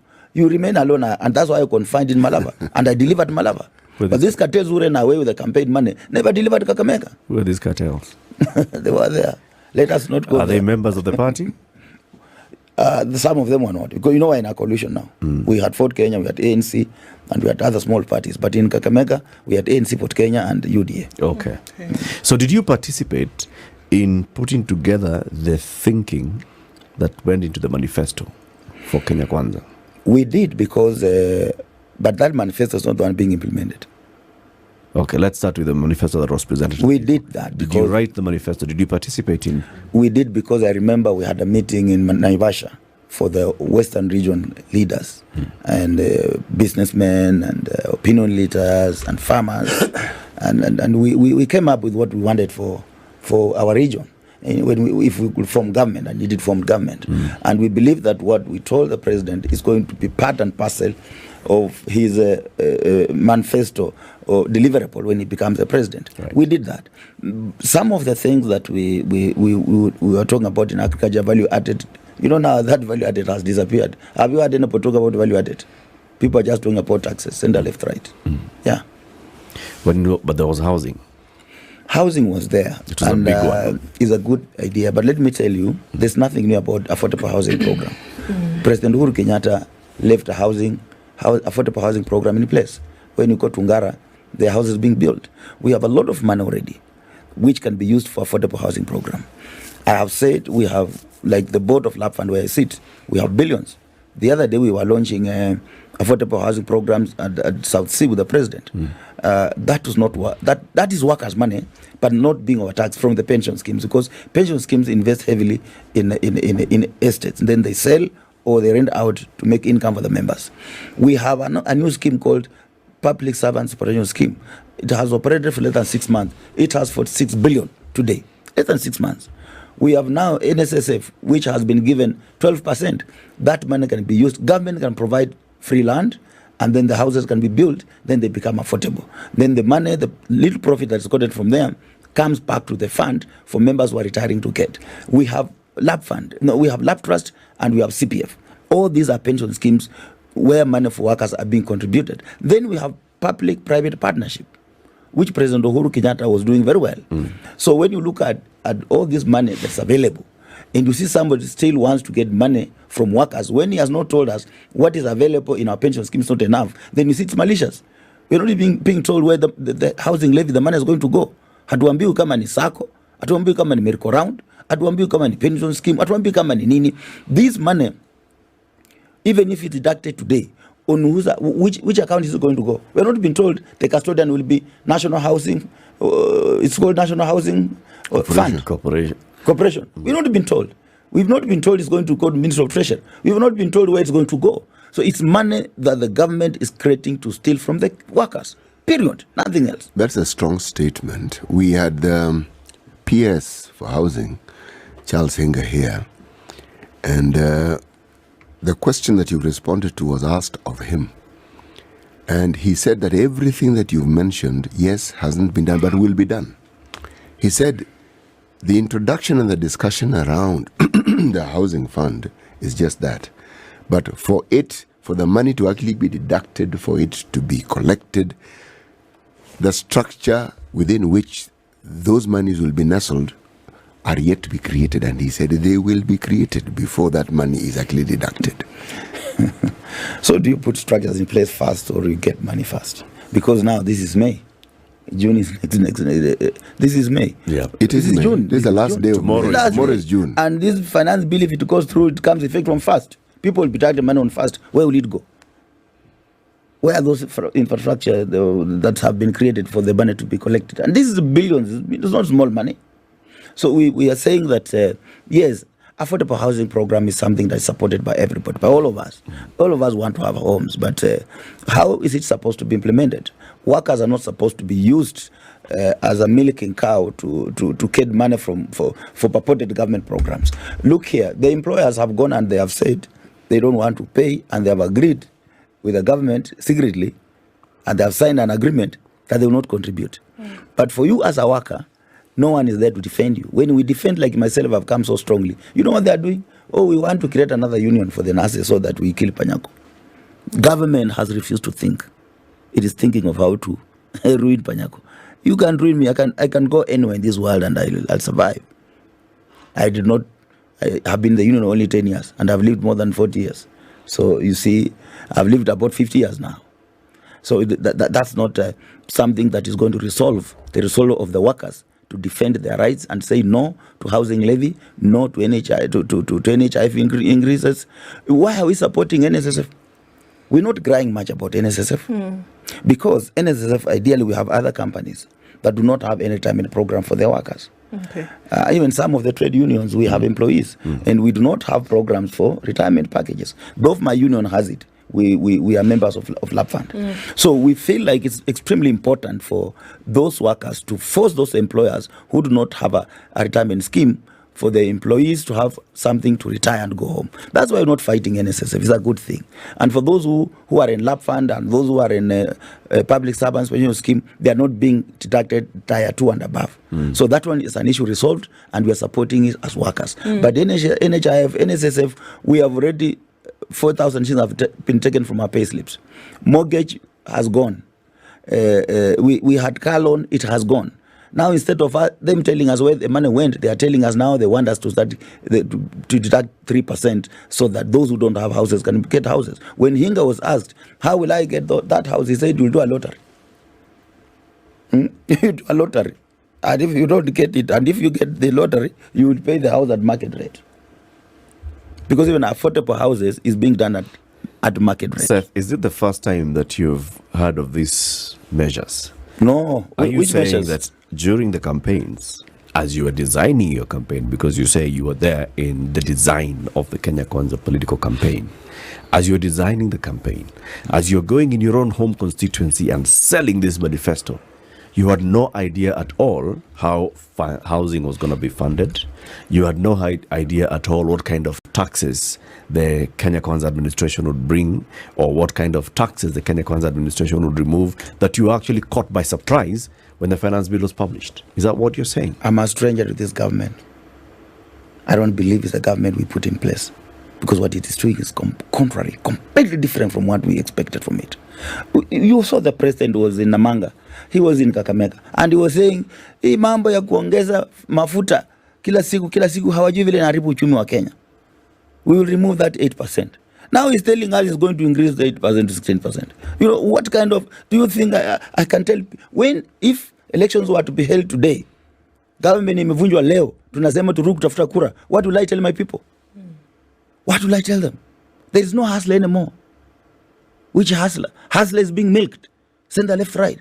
If you are not careful, we are headed where we are going to have tax collectors who will move in every village and look for house girls and shamba boys. If they are not paid tax, they are arrested. Because from the way now we see chamas, these things for kina mamas, chama, merry-go-round, now the chamas are going to be taxed. Actually, Bwana Panyako, you've lived long enough to know that in the Moi era, harambes were enforced. Yes, those people would go to villages. People like my grandmother, if you didn't have money, they would take your chicken. Yes. You were going to contribute to that harambe. It was not as though you participated in it. It was forced. And there are people who ensured that you participated in it. So, but back to this issue. You cannot say you are not a politician because you are a union leader. Union leaders are politicians. I have not said I'm not a politician. Yes. No, I have said you cannot say. I did not say you have said. I said you cannot say, claim to be, not to be a politician. Are we, if I'm listening to you, are we saying that you have come to this firm position that we can no longer excuse things politicians say as political promises, which must be taken with a pinch of salt, and that everything politicians tell us they will do must be taken as Ezu? Exactly. And that's where we parted with my party. You cannot promise people this thing and then you do the opposite. How do you expect me to walk in the village? People wakituona wanatuambia angalia hiyo watu. Hawa ni watu wa UDA. Hawa ndio watu wameanza kututax. Hawa ndio watu wanaongeza mafuta. Hawa ndio watu wameongeza sukari. Hawa watu wameongeza unga. And we told people we'll reduce unga. It has not been reduced. You saw in Busia. When the president was trying to tell people unga is 1 feet, what was he told? Uongo. If you are a president and raia wanakuambia uongo, you know it is wrong. You should be properly advised if you are a president. If mimi nikiwa rais wa Kenya, nitaenda supermarket mwenyewe niangalie bei ya bidhaa huko. Nione kweli hii unga iko 150 ama hakuna. But you can't go in public and say unga iko 150, then raia wanakuambia uongo. It shouldn't be like that.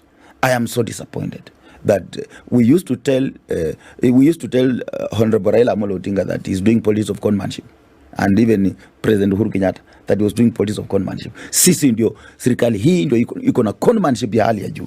You cannot promise people that you reduce tax then you double. You cannot say you bring the cost of living down then you want to make it go up. Life for Kenyans is going to be very difficult for us. In fact, if this bill goes through, I don't know how we shall survive in this country. Let's take a break. It's 8:30. Kenya's biggest conversation. Seth Panyako is the Secretary General of the Kenya National Union of Nurses, and he's in the studio. Until last week, Friday, he was the Vice Chair of UDA until he received a call from the President. He was told, you know, the way you're behaving, my friend, I think it's best if you just left the party. And now you see they don't know what to do. He said he's going to leave the party. You know, they don't know what to do. Immediately, Malala came and said I was not an official. Itumbi said I was not an official. People went on the social media and produced everything. Now you have heard him. I saw yesterday he was saying he has not chased anybody. They don't know what they're doing. Clear. You have not been chased. You said you're going to leave and you have not left. In all these conversations, you have mentioned not once, not twice, other people working around the president and cartels around the president and those that think that they have powerful positions within the party. Are there other battles that you're fighting? You see me, basically the work that I do, I've been employed to speak. That's the work that I do, to speak for my members. And any obstacle that comes before my members and generally on the public, because I'm also a politician, I will tackle it the way it comes. There are cartels around the president. I'm telling you, on Monday, the chairman for Lab Fund resigned, the board where I sit on. On Thursday, we had the CEO for Lab Fund resigning and joining National Social Security Fund, David Koros, as the managing trustee. So as a board, looking at the State Corporation Act, Section 5, Clause 3, gives the board the powers to appoint a CEO. So we had arranged an AGM on Friday and everything had been done, money had been used. So we said now, since the CEO has left, we can't postpone the AGM, and the AGM cannot be done without a CEO. So we appointed an acting CEO on Thursday. But the cartels within the president, surrounding the president, forced the board to overturn that appointment a day later, on the day of the AGM. Immediately after the AGM, we were forced to go into a board meeting. What do you mean forced? These cartels around the president, they are about 6 guys from one ethnic community. And I'm very blunt because I do not care. This country does not belong to an ethnic community. There are people who believes about 6 guys around the president from one ethnic community who are pulling strings in government, who wants to manage each and everything, who want to know, even a cleaner, they want to know which cleaner is being employed is from where. They want to have a hand on everything. So they kept on, in fact, the chairman received threats, and ultimately he received a phone call from the president himself. Okay. He was very harsh, and I was there when the phone call went through. I saw messages from those cartels and the president himself. So How many members we are had on the board? we are about 11. We are 11 actually. So we reversed that decision, but I had my dissenting voice. I said, I want you to capture that I am opposing the resentment because there's no reason being given. And immediately after that, the chairman was now being threatened clearly. So he said, I can't hold on anymore. And I mean, Daddy resigned on Monday from the chairman of the board. Now today, because we rescinded the decision of Galm Jeldeza as the acting CEO, we don't have a CEO at Lab Fund and we don't have a chair. The board cannot meet. The organization cannot run. Just because some few cartels around the president. When we decided to take Galm Jeldeza as the acting CEO, we looked at the files of the top 3 management they were actually top 5, but the 3 of them are second to the CEO, 2 are below, but they are all at the same level when you look at the laws and the regulations. But they have been frustrated, the 2 of them. They are supposed to be at the same level, so we're supposed to have 5 top management, but they have 3, then 2 are a step below. So we have to go for those who are high, 3 of them. We looked at their files. The only person who had a clean file, no different letter, no nothing, was Galm Jeldeza. 2, he's also on contract. So we said this one whose file is clean and also is on contract is suited to be the acting CEO. And you know, some people in government speak like they don't care.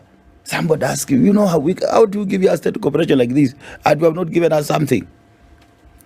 It is smart. It is I don't understand. There's something I want to understand. I hear what you've said. I hear you very clearly. There are 11 of you. Yes. The sort of pressure that is brought to bear to the point where a whole board makes a decision that, from what you tell us, they were not inclined to make, but now they are put in a position where they have no choice. Yes. What exactly are you told? If there are threats, what are the threats? You are told rescind that decision. That's it. Or you will know who the government belongs to. You have no right to make any decision. Seth, let me ask you. How did you get to the board? I got to the board through the pressure from the court. I went to court because I represent workers. And they had removed workers from the board. Mm-hmm. So I went to court, and they went to court and said, we are doing out of court. Even the suit is still alive. So it's the court that called me to the board. I represent workers. I'm not appointed by the government. Okay. And we are two of us, myself and Robert Duba, Honorable Robert Duba. Mm-hmm. He comes from the County Government Workers Union and from the Kenya National Union of Nurses, because we are the two biggest union in public sector. Mm. But we are supposed to be 5, not less than half. That's what the Retirement Benefit Authority say. Yeah. And that's why my representatives of the workers must be 5 in the board. Must be half. Must be not less than half. And no decision can be made if workers are not there. But in this board, even whether workers are not there, decision can be made. But let us go back to the issue of appointing the CEO and rescinding the decision. Let me now ask you, the chairman who comes in, the CEO who comes in, who has been brought now by the powers that be, and the board is supposed to oversight over him. Who appoints a chairman of a body? Like that board of yours? Is it supposed to be the president? Mm-hmm. Okay. Who appoints the chairs of all state corporations in Kenya. But what I'm trying to say is, if the CEO they want comes in, even if it's a worker, or they pick another worker, or they now leave Galma, they take another person and they bring. This person is supposed to be under part of the board. Now the board has no say for how he's coming in. How is the board going to be to oversight this person who has now been brought without the knowledge of the board and without input of the board? The board is supposed to determine who the CEO is. Exactly. Okay. Now you are being told you cannot. You have no powers to do that. All right. I want to come back a little bit, Tess, because again, yes, you do seem pretty frustrated with a lot of these things that are going on right now. And you talked about the fact that what you see playing out today is not what you had assured Kenyans of as part of the party that went into full swing campaign mode before September, right before August, before the election, right? Of the many things that they said they were going to do, I mean, then there are quite a number of them, which, some of them are in the works. For the ones that you are surprised about today, or rather that are unpalatable, how did they say at that point, whether it was inner circles or wherever the conversation was had, how did they say they were going to fund some of these things that made you comfortable with sending the message even to the constituencies that you talk about? How did they say that they were going to fund these programs? I think myself, coming from the workers' movement, I assumed that we will use the funds available the way Uhuru Kenyatta was doing, and through public-private partnership, and using the money that I've already said are there in state corporations, whose mandate is among them is to do housing. That was my thinking. But I think most of us were hoodwinked, because we were never told where the money is going to come from. We were just being told, we will do 250,000 houses per year, we will do affordable housing, we'll provide jobs. Are you trying to have the only jobs you want to bring to Kenya? Kazi ya mjengo. Hiyo ndio kazi tunayopewa Kenya pekee yake, hakuna kazi nyingine. We can't think beyond construction. Are you saying you're unaware that even in the Uhuru Kenyatta administration, there was a plan to roll out the National Housing Fund? It was already there, and it is there. So we have houses in Ngara. No. Under that program. Are you saying you're not aware of the plan to roll out the housing fund? We opposed. In the Uhuru administration. Went to court. Yes. And it was 5% at that time. It was 1.5%. 1.5%. Yes. We opposed, went to court. Was your union among those that went to court? Yes, of course. Was your union among those that then withdrew the case? No. Our case was never withdrawn. You see, when the court said that dismissed the case, allowed our suit, and that thing collapsed. And even Omtata was also in court, and his was also allowed. You heard him say in Busia. So it will follow the same route. If we have nobody listening to us, we hope the judiciary will be able to listen to us. Yeah.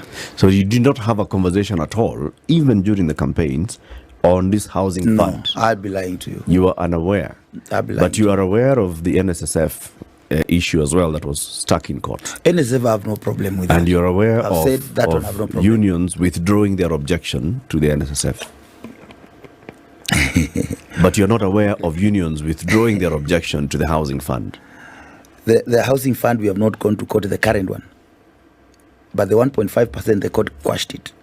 So other unions that were in court and the matter had already been determined will definitely remove their matters because there's no need to prosecute something that a determination has already been made in your favor. Yeah. For this one, for NSSF, well, it's a good thing, but even the way it was removed, we didn't know. It's a good thing, but even the way it was removed, we should have been called and be told, you see now, we have decided to remove this matter. But we don't go in a boat to somewhere, cut deals and go remove the matter of telling workers. But it's a good thing, despite the fact that it was not properly withdrawn. Okay. It is something worth supporting. Like employers, let me tell you, the employers outside there who don't care about their employees when the time for retirement comes. And that's why NSSF comes in. We must support it. It must have strong leadership because and I like NSSF because NSSF, when you don't have court representative, no forum. When you don't have FK representative, no forum. It means the employer and the worker cannot run away from decisions being made. And that's the structure I love about NSSF. So it is something we must support for those who don't have pension schemes. Okay. Again, coming back to where these conversations were being had, what was the moment when you realized, okay, folks, we cannot do this and I have to come out and start to speak about some of these things and hope people will hear, before the president called you and said, it's best you go? What was the moment when you realized, according to you, that things were going south? First of all, after elections or however, I think they had known that they had known what they were doing that I didn't know, and they knew that I will oppose.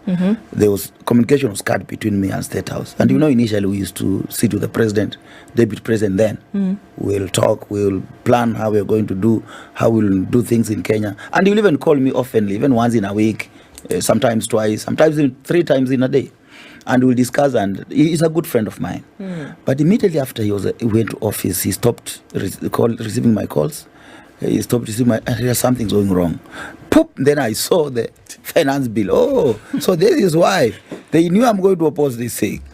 Now when it came up, the finance bill, everybody was up in arms. Workers are calling me center, left, right.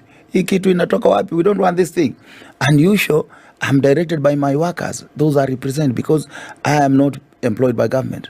I'm employed by the members who pay me my salary. And they pay me ostensibly to represent them. And they pay me handsomely. And that's when I heard somebody saying that I was not given some key position in government, and that's why I rebelled. I said, those are political jokes. Is that true? Because when I was here, initially when I was here, even when you asked me that question, I told you I'm not joining politics to look for money.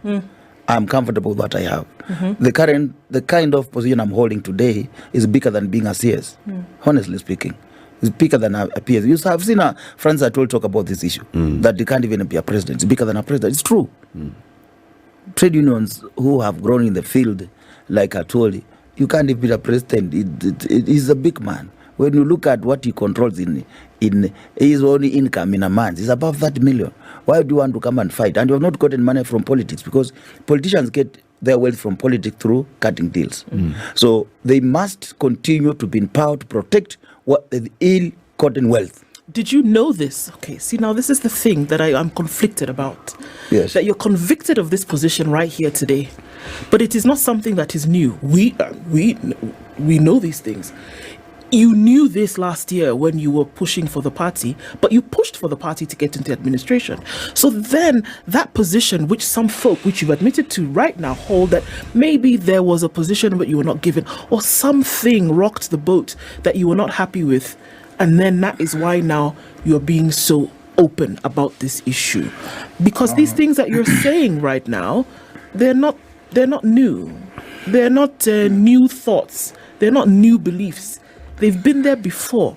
So that's why I have to ask now for the 3rd time, what happened to make you then be so overtly against this position for one that you were so much in support of just 9 months ago? I don't know the things you are saying. They are not new. It is not new. That politicians go and seek office in order to cut deals to make back the money that they did, which you've just said? No, that is not I a didn't new say phenomenon. that. I said some politicians ostensibly want to remain in politics actively, even fight. You see, when you look at the money you put in politics in Kenya, for example, you literally, and I'm sorry to say this, our voters expect you to buy them, to vote for you. So when you look at the money that you spend distributing to voters across the country and doing things, going to chamas, going to church, contribution, where and where, you look at those millions, actually they run into billions. That you spend? Yes. When you look at that and you look at the salary, for example, of a president, why will you spend these billions to become a president? These politicians, some of them, they just want to protect what they have. It's not an issue like they want presidency to get anything. Some leaders, and those that have died poor, those who are genuine politicians, they die poor. They don't die within the type of Martin Shkuku and the rest. They die poor without anything. Genuine politicians.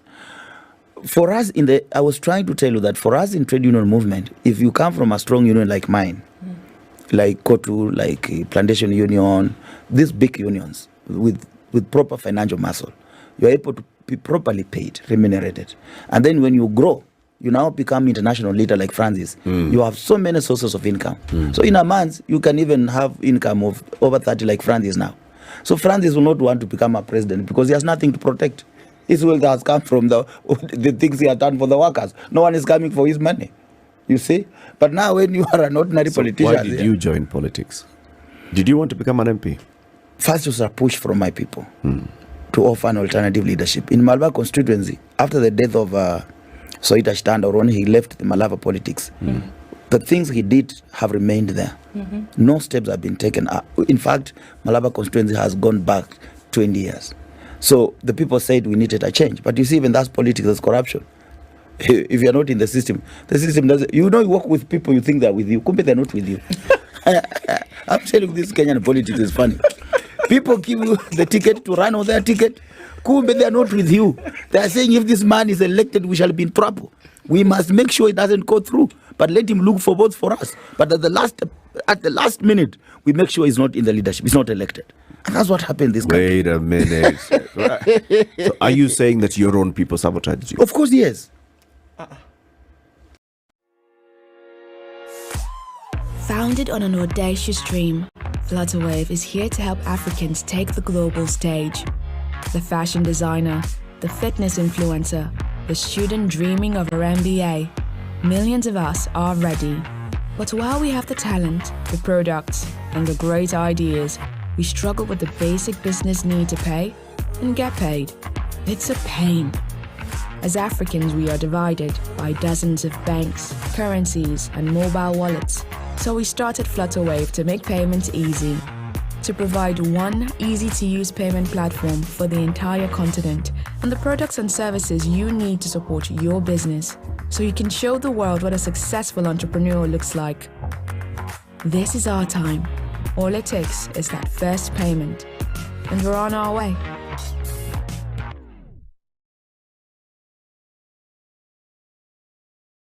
Right from 2017. That's what they've been doing to me. And that's why I'm saying I have left. I've left your own kitchen cabinet. I'm telling you. Or are you saying it was my own people who took away my victory in Malabar constituency. My own people. And something so funny that your people will join the opposition to fight Panyako. It has happened twice. So I'm thinking of leaving politics altogether, concentrating on the issue of the workers, because I think politics is just an ass. I don't have. So you are getting into this thing not for money, because no. The union pays. Which money? Right? I'm paid salary. So you are joining this so that you can serve the people. Exactly. So even if you had gotten an appointment into a government position, no, not appointment, you'd have gotten in there to serve the people. I mean, but not appointment. I mean, why not appointment? Because I have a job. Oh, okay. I have a job, a good job. This is a good job. It's not a bad job. Why do I go to PSCS? Alafu asubuhi mnapiga simu nasema deadlines. Someone wakes up tomorrow and fires you. I can't allow that kind of work. I would rather go home and rest. Yeah, take care of my cattle. Small mbuzi uko. How do you leave a good job that you and then you go for a job you can be fired tomorrow? How? Something must be wrong with you. So now, the finance bill is going through the motions of Parliament, right? Yes. You've expressed your opposition to it. If it passes through Parliament, as the Secretary General of the Nurses Union, what next for you? We have already put mechanism in place to... The lawyers are waiting for it. In fact, petitions have already been drafted. We are waiting to finalize. If it goes through, we headed to the courts to oppose it, because something very interesting is that the courts have already pronounced itself on some of the matters, like the housing levy. So there's no way it will go against its earlier pronouncement. This is something that people are bringing up. Just they have failed to get money, and now they think workers' money is easier. And the class who I want to repeat, the class who that this regime is preaching will eat us one day.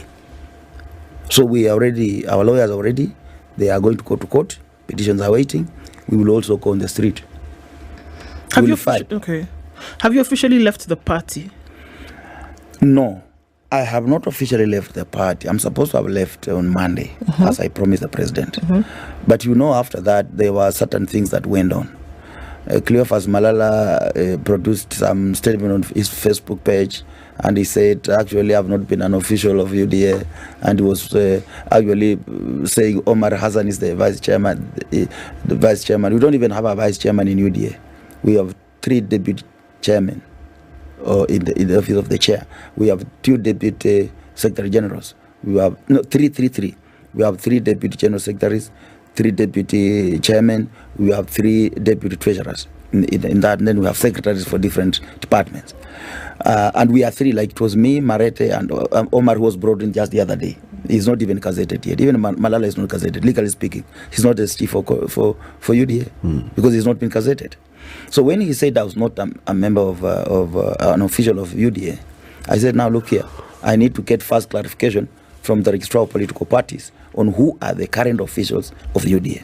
The same thing happened with Itumbi. He came again and said, I'm not an official of UDA. And then I said, I will not be resigning until today, when I'm taking my letter to the registrar of political parties to give me an extract of the officials of UDA. Then my resignation will follow on Friday. Who elected you as deputy chair? It was the members of parliament. You know, when you're starting a political party, you don't start by elections. You start by having interim officials. Actually, interim officials. We are not fully confirmed officials because the elections have not been done. They're supposed to be done in August. So all of us are interim officials until August, when elections will be conducted. But I'll not be there then. Let me ask this question, because I do not know the response to it. If you were to resign, what would you do? What are the steps? How does one resign from a political party? You just write a letter to the registrar of political parties. That's it. And indicate that you have left this party, and also you have left there. Actually, you don't write to the party. You write to the registrar of political parties. Okay. That you have left the party, both as a lead, as an official, and as a member. Okay. Then the registrar will respond to you and say it has been effected. In fact, the registrar of political parties effects those changes immediately. When you are seated there, it's effected and you go back. Very efficient. Yeah. Do you want to leave the party or just the position of? I'm leaving the party. This is a yellow party. So you don't then even need to know who the officials are. I don't care. If you leave the party today, but you know, people, you know this conmanship. You know this conman. I want to be a very straightforward person. This conmanship of people saying that I've never been a union of an official of the party. Yes. You know, it's foolishness, and the people must know the current position the way it is. Once people see it, then I leave that party, because it's a party of conmen who don't believe in themselves. They don't even know who the officials are. I asked Malala, do you know who officials are? If you don't know the structure of the party, we don't have one. We don't even have a vice chair. He was saying, Omar Hassan is the vice chair. We don't have a vice chair. We have a deputy chair, 3 of them. I will play a small role in this country. I want to be remembered as a person who stood as an upright person. If you challenge me, I must go out there, use all the resources I have to ensure that I counter that challenge. And if I make a mistake, I'm very quick to say, I'm sorry, I've made a mistake. Where will you go to next? Will you join another political party? No. We are starting a movement called the Partless People's Movement. A movement that don't want to belong to any political party. Because political parties are now yellow political parties. They belong to individuals. If someone does not agree with you, a phone call away and you are told leave. And you must leave. They are very powerful. You cannot argue with them. Bwana Panyako, you know ODM began as a movement as well. No, we will not form a political party. And then it became a political party. Seth Panyako, Secretary General of the Kenya National Union of Nurses, is a guest. And he says he is a deputy chair of the UDA party, and he wants to resign from the party and from the leadership of that party. Thank you very much for joining us. And of course, we'll keep track of what you'll do as you go forward. Thank you very much.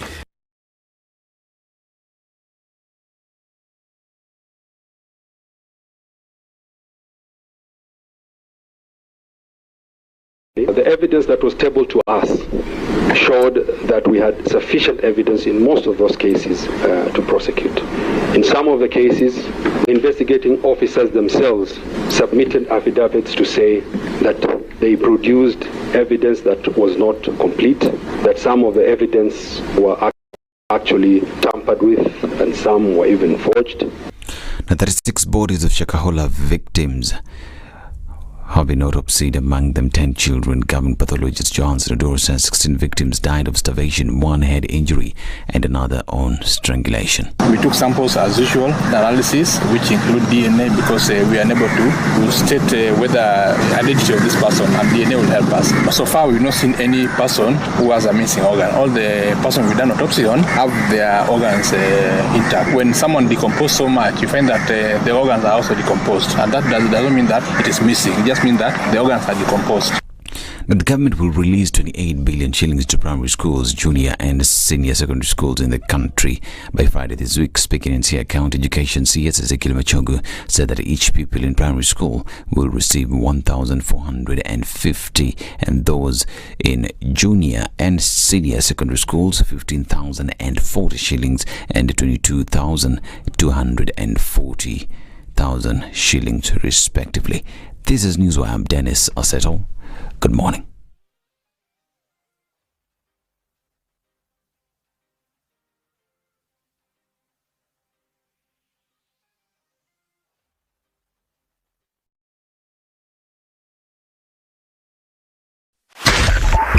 .5 Spice FM, Kisumu.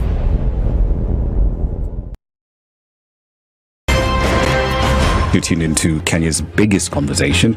My name is Ramanya. Amen. Amen. So 1 hour is over? Yeah. Oh yeah. Okay. It gets over. Can you imagine in 20 minutes. What the big boys have also done? I'm very proud of myself. When you understand about partnership in politics, it's like the way marriage is these days. When you're looking for a wife, you're like, oh, you know, maybe you can help me pay for fees as I pay for the rent. Why should you have a lioness living in your bedroom? I have to tell you a story. I went for a prayer meeting, which was called for the spouses of candidates for senators and governors. And when I got to the gate, the lady who was the security, she refused to, she's telling me, no. Leo tunataka wa mama. Leo ni wa mama. I'm telling her, no. She said, no, sio siku yenu. And I thought, there's a problem here, you know, because if it was a man, but this was a lady. It will be called First Ladies until you change the name. The Situation Room, Kenya's biggest conversation.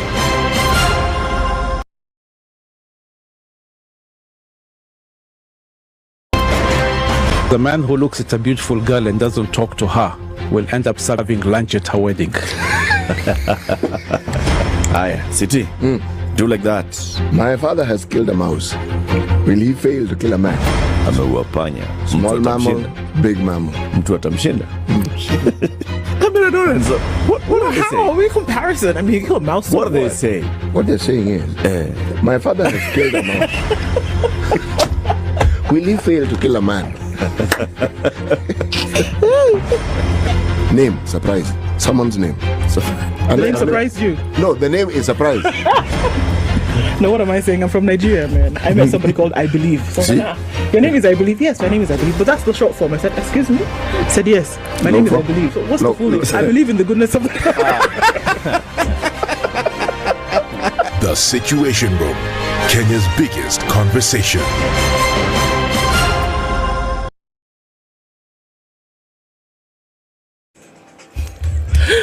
Good morning and welcome to Wednesday. It is Wednesday.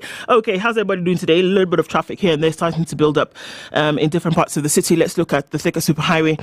And there's some coming off of that junction, coming from Allsops. You'll be fine on Mombasa Road, heading out into the city. Coming out of Westlands, we're not seeing too much. The routes are telling us that it's looking busy on Mombasa Road, and that's up coming in from Signature. So not quite sure what's causing that, but we'll have a look-see in a short while. It doesn't matter because Wednesday is starting off right. If you've left early, then you're all right. Let's see what happens in a short while and talk on Spice FM KE on Twitter.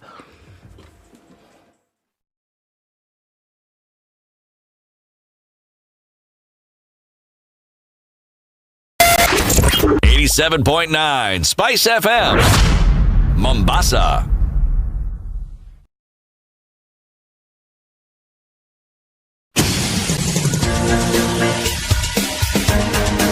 This is The Situation Room, the home of hard-hitting political commentary and penetrating insights about the state of the nation. This is a talk radio experience like no other. The Situation Room, a place for hard truths, debates, and elevated conversations. The Situation Room, witty, political, engaging, deep, controversial. In the room, we have C.T. Muga, researcher, academic, seasoned political observer, a fountain of wisdom in these politically uncertain times. Ndu Oko, Nigerian by birth, Kenyan by choice, communications expert, Pan-Africanist, a truth seeker and believer in people power, and Eric Latif, agent provocateur, the man in the chair, seasoned journalist, news hound, a man who believes in punch. Yes. It's the only way to start your day. It's Wednesday. Hey, Edna, this light is a bit much. Can't even see myself. A bit better. Yes, thank you. Ndu. Yes. Otherwise, uko fiti? Uko fresh. Umeamkaje? Kalamkadze. Kwema. Kalamkadze. Remember? Yeah. Negiriema? I remember. I can't quite remember the response, but hey. Salamkadze. Yo. Have you umeamkaje? Unasema nimeamka. Salamka. Yeah. Mambo ni aje? Poa sana. Siti? Yes, please. How you doing? Thank you very much. What? I'm very well, thank you. Hey. Thank you very much. Yes. That's how you start. Yes. Well, asante sana bwana MC. Asante sana, nashukuru sana. Thank you. Kila mtu asante sana. Yes, we're thanking people for kwa kunipatia nafasi hii. Yes. Ya kusema asubuhi, morning. Yes, na pia tukiendelea na hii. Hamjambo kila mtu. Sisi hatujambo sote. Na kila mtu aseme amen. Amen. Barikiwe sana. Right. How are you, Eric? I'm very well. How is the cold treating you? It's getting better. I'm not referring to the weather here. I am referring to the cold virus. The cold virus, yes. It has treated me the way it has treated me.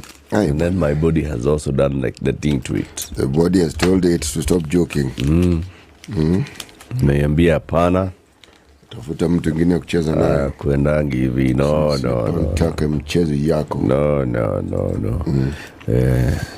But then those people who just, and it's not just the person who does this in our studio, but very many people, when they think of AC, they think full blast that it must be the coldest temperature, as in you have to go to the lowest setting. After all, but that's not the whole essence of an AC, man. You can put the AC at room temperature and you'll be fine. Then you'll be all right. You know. Hey. In fact, you will actually feel a lot better. And that's what you should be doing. So you should be regulating the temperature to what is normally room temperature, which is what the body is used to. So in cold seasons or in a cold room, you raise it. In very hot room, you lower it to room temperature. Like that. Hii mambo ingine hii watu wanafanya is very, very crazy. It's very crazy. So let me tell you, we'll have several conversations today, and I'll tell you about them. Right? Number one conversation is in commemoration of today being No Tobacco Day, World No Tobacco Day. World Tobacco Day. No Tobacco. Okay, World No Tobacco Day, not Yes. World Tobacco Day, not the day we celebrate tobacco, the day we celebrate no tobacco. No tobacco. Today, May 31st, is that day. It's No Tobacco Day. And there have been various campaigns across the globe to actually reduce farming of tobacco and push towards actually discouraging people from farming tobacco. If there's no commercial value for farming tobacco, then farmers will move into something else. So it's those alternatives that have been discussed various times by various people. And we'll be joined by two ladies this morning at 7 a.m. to have that conversation, the push to stop tobacco farming in Kenya. Rachel Kitonyo Devotsu has been here before. She is a big campaigner on issues of cancer. She's the regional manager for Africa at Maccabi Center for Law and Cancer. She'll be joined by Jane Wambogo, who is the Deputy Director for Agriculture at the Ministry of Agriculture and Livestock Development. The two ladies join us at 7 a.m. for that conversation. And then at 8 o'clock, we talk about the politics of taxation and everything else that's happening. The Secretary General of the Kenya National Union of Nurses, Seth Panyako, is also the registered Vice Chairman of UDA, the ruling party. But he says he is quitting this party because this party is pushing through new taxation measures that are going to hurt his members. And he says no. So he will come and tell us, are you an official of this party? Are you not? Are you a unionist? Are you not? What had you... Okay, because he says he's leaving. So this is where he draws the line. He will come and tell us that. So keep it here for that and more conversations. So Sawa. Yes. And now, on that note, let's take this break so that you can tell us how the weather's going to look like today. It's 6:15. This is Kenya's biggest conversation, and the show is live streaming on YouTube and Facebook. And if you're online, let us know where you're tuned in from. We will do like that after Ndu does like that with the weather. This is the Situation Room, the only way to start your day. You think you can guess the year? 2007. That's when the theme song, that's when it premiered for the James Bond movies. You have correct. But in terms of guessing the year? Okay, if not 2007, then 1963. Oh, now you're just throwing things, eh? You're throwing the sufria and everything outside. The Spice Drive. Big hair and the biggest hits from the best decade.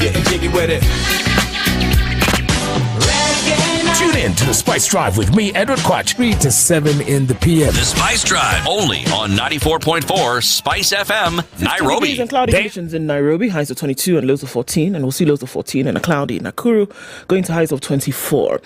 At 14, it's cloudy in Nyeri, highs of 23, and we'll see highs of 23 and a partly cloudy Eldoret at 12. It's partly cloudy at 24 in Mombasa, highs of 29, and we'll see highs of 28 and lows of 25 in a cloudy Malindi, currently at 26. It's 19 and cloudy in Kisumu, highs of 27, and we'll see highs of 26 and a cloudy Kakamega at 16. It's 19 and a rainy morning in Kampala, highs of 26 and lows of 18, and we'll see highs of 30 in a cloudy Dar es Salaam at 24. It's 12 degrees and cloudy in Johannesburg, highs of 15 and lows of 3, and we'll see highs of 31 and lows of 26 in Lagos, currently clear at 27. It's partly cloudy at 24 in Kinshasa, highs of 31 and lows of 24. And 22 is what it is in Beijing Wednesday afternoon, highs of 26 and lows of 16.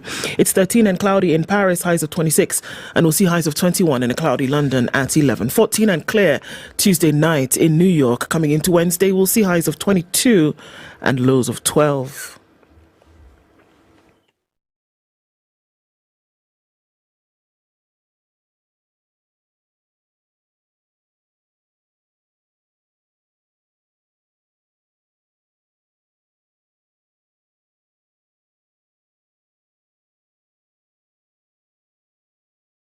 Mature, intelligent talk every morning.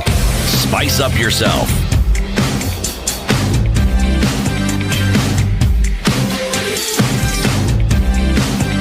Mornings done right. Friday, it's 18 minutes after 6. Has the system done like that? Well, it's trying to do like that. In the meantime, let's say hi to folks who are online this morning. Sige Ronnie Kim says good morning and tuned in. Jose Dede. Good morning, Ndu, Eric, and CT. I'm tuned in from Homer Bay, just waiting to hear the proverb from CT. And please, let CT explain a bit. Okay. I guess he'll just do what he normally does every day, right? So that Dede or Didi. Did I ever tell you guys that was my pet name? No, forget. Didi. My dad used to call me Didi. Didi? Okay. Didi, not Didi. Okay, Didi. Didi. Didi. Anyway, shh. Didi. Davil Masharia is tuned in from Nakuru and says good morning. Malindi is locked. Kevin Ochieng and Alpha Bright in Uganda says good morning, locked in as well. Fidelis Mayavi is tuned in from Nairobi, looking forward to the big conversation. Karibu Sana. Gerald Kimeo, we see you. Good morning. Wacha waseme mwisho. Watalala. Mwisho we watachoka. Okay, sure. Dennis Wa Murk Widget is tuning from Kapinguria. Kapinguria, you said is where again? Over the hill and far away. Where is that? Kapinguria is in West Pokot. Thank you very much. That's what I said. Asinela Ndeutenge is tuning from Windhoek in Namibia. Good morning to you. Collins Kipsat is tuning this morning as well. Buddha Wairia is also here with us. Waivera is tuned in. Jambo, Kenya's biggest conversation. Edna Umesalimiwa Kwahewa, thank you very much. Jared Maturetti is tuned in from Nyachichi Secondary School in Kitutu Masaba. Kapsabet, Nandi County is where Hosea Kimutai is this morning. You people who are on YouTube, I know you're there. I can feel you. We'll say hello in a minute when we get the thing to do the thing. In a minute. I'm about to. Okay. Hiya, City. I yield. Today's proverb is from? Well, the country is still the same. We are still in Madagascar. Okay. Whose capital is Antananarivo. Yes, I'm going to repeat it. I've said it once. It is good. Yes. And who's the official language is Malagasy and French. Okay. Right. When the king reigns, it is thanks to the people. When the river sings, it is thanks to the stones. When the king reigns, it's thanks to the people. When the river sings, it's thanks to the stones. Okay. You know, there's this gushing sound that rivers make. If you've ever been in a river, okay, it's a splashing, gushing, thrashing sound. That I think is what is being referred to here as singing. It has to be gushing and thrashing at something for that sound to be made, isn't it? Yes. So it's a stone. So when the king reigns, the king can't reign himself. He needs subjects. He needs people to reign over. Yes. And also, for him to reign, they have to agree that he will reign over them.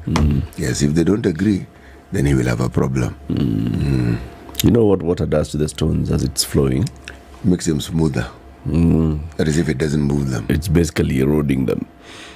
That is what it does. It chips away at... very small. And that's why I said it smoothens them. One could argue that a king does the same thing to the people. It does. You could. Especially. Just destroys them slowly without knowing. Yes, especially. Yeah. Let's look at the headlines. Okay, the headline on the Standard this morning is an interesting one. Says it's back to the streets, and then the sub says that Azimio leaders say they will not resume bipartisan talks because the government is pushing the finance bill that will worsen the cost of living, meaning demonstrations are the likely next step. So let's see what happens. There's a number of things that they've said. Resolutions. Number 1, reject the finance bill in total. Number 2, Mark Mwenje picked as the Deputy Minority Whip of the National Assembly, replacing Sabina Shege. This is all from the meeting that they had yesterday, right? Finance bill as presently crafted must be withdrawn and replaced by a bill that appreciates Kenyan suffering. And Kenya Kwanza must agree that all Jubilee MPs who have defected have to resign and face by-election. and suspend bipartisan talks until the conditions are met. All right. Okay. So those are some things they've come up with. We'll look at details of that later. KPLC blow as court halts 21 billion shilling tender. Remember, they said they were looking for some work to be done. Now the court says, hold on a minute. How about we take a look at this first before you go into it? Okay. Now, this other headline is a bit interesting as well. 7 tribes scoop new TSC posts. Sounds like... okay, sounds interesting. Look at that. On the front page of The Nation, big standoff over tax law. A fresh standoff looms today between Raila Odinga's Azimio La Umoja and President William Ruto's Kenya Kwanza after a midnight ultimatum for the government to withdraw the finance bill, which they say is laden with punitive proposals, and that lapsed last night. Haji says he got no apologies. All of you are telling him and baying for his blood. He said, well, sorry, I'm not sorry. This is something like sorry, not sorry, essentially is what he's saying. A new survey has revealed that the burden senior citizens continue to carry in their sunset years at a time when they would be expected to rest after decades of toil, as the country's dire unemployment rates leaves energetic youth and their children, in some cases, relying on their parents' meager pensions to survive. We'll look at that. Thuge says he's going to seek dollar bond to ease pressure on the shilling. This is during his vetting that continued yesterday. So, remember this whole story of Maziwa Nyayo? There's a reintroduction of school milk programs by more than a dozen county governments. They've been reviving the memories of the 1980s and 90s. I guess that was a thing here, where you all went home with a packet of milk, or at least had it at lunchtime. And so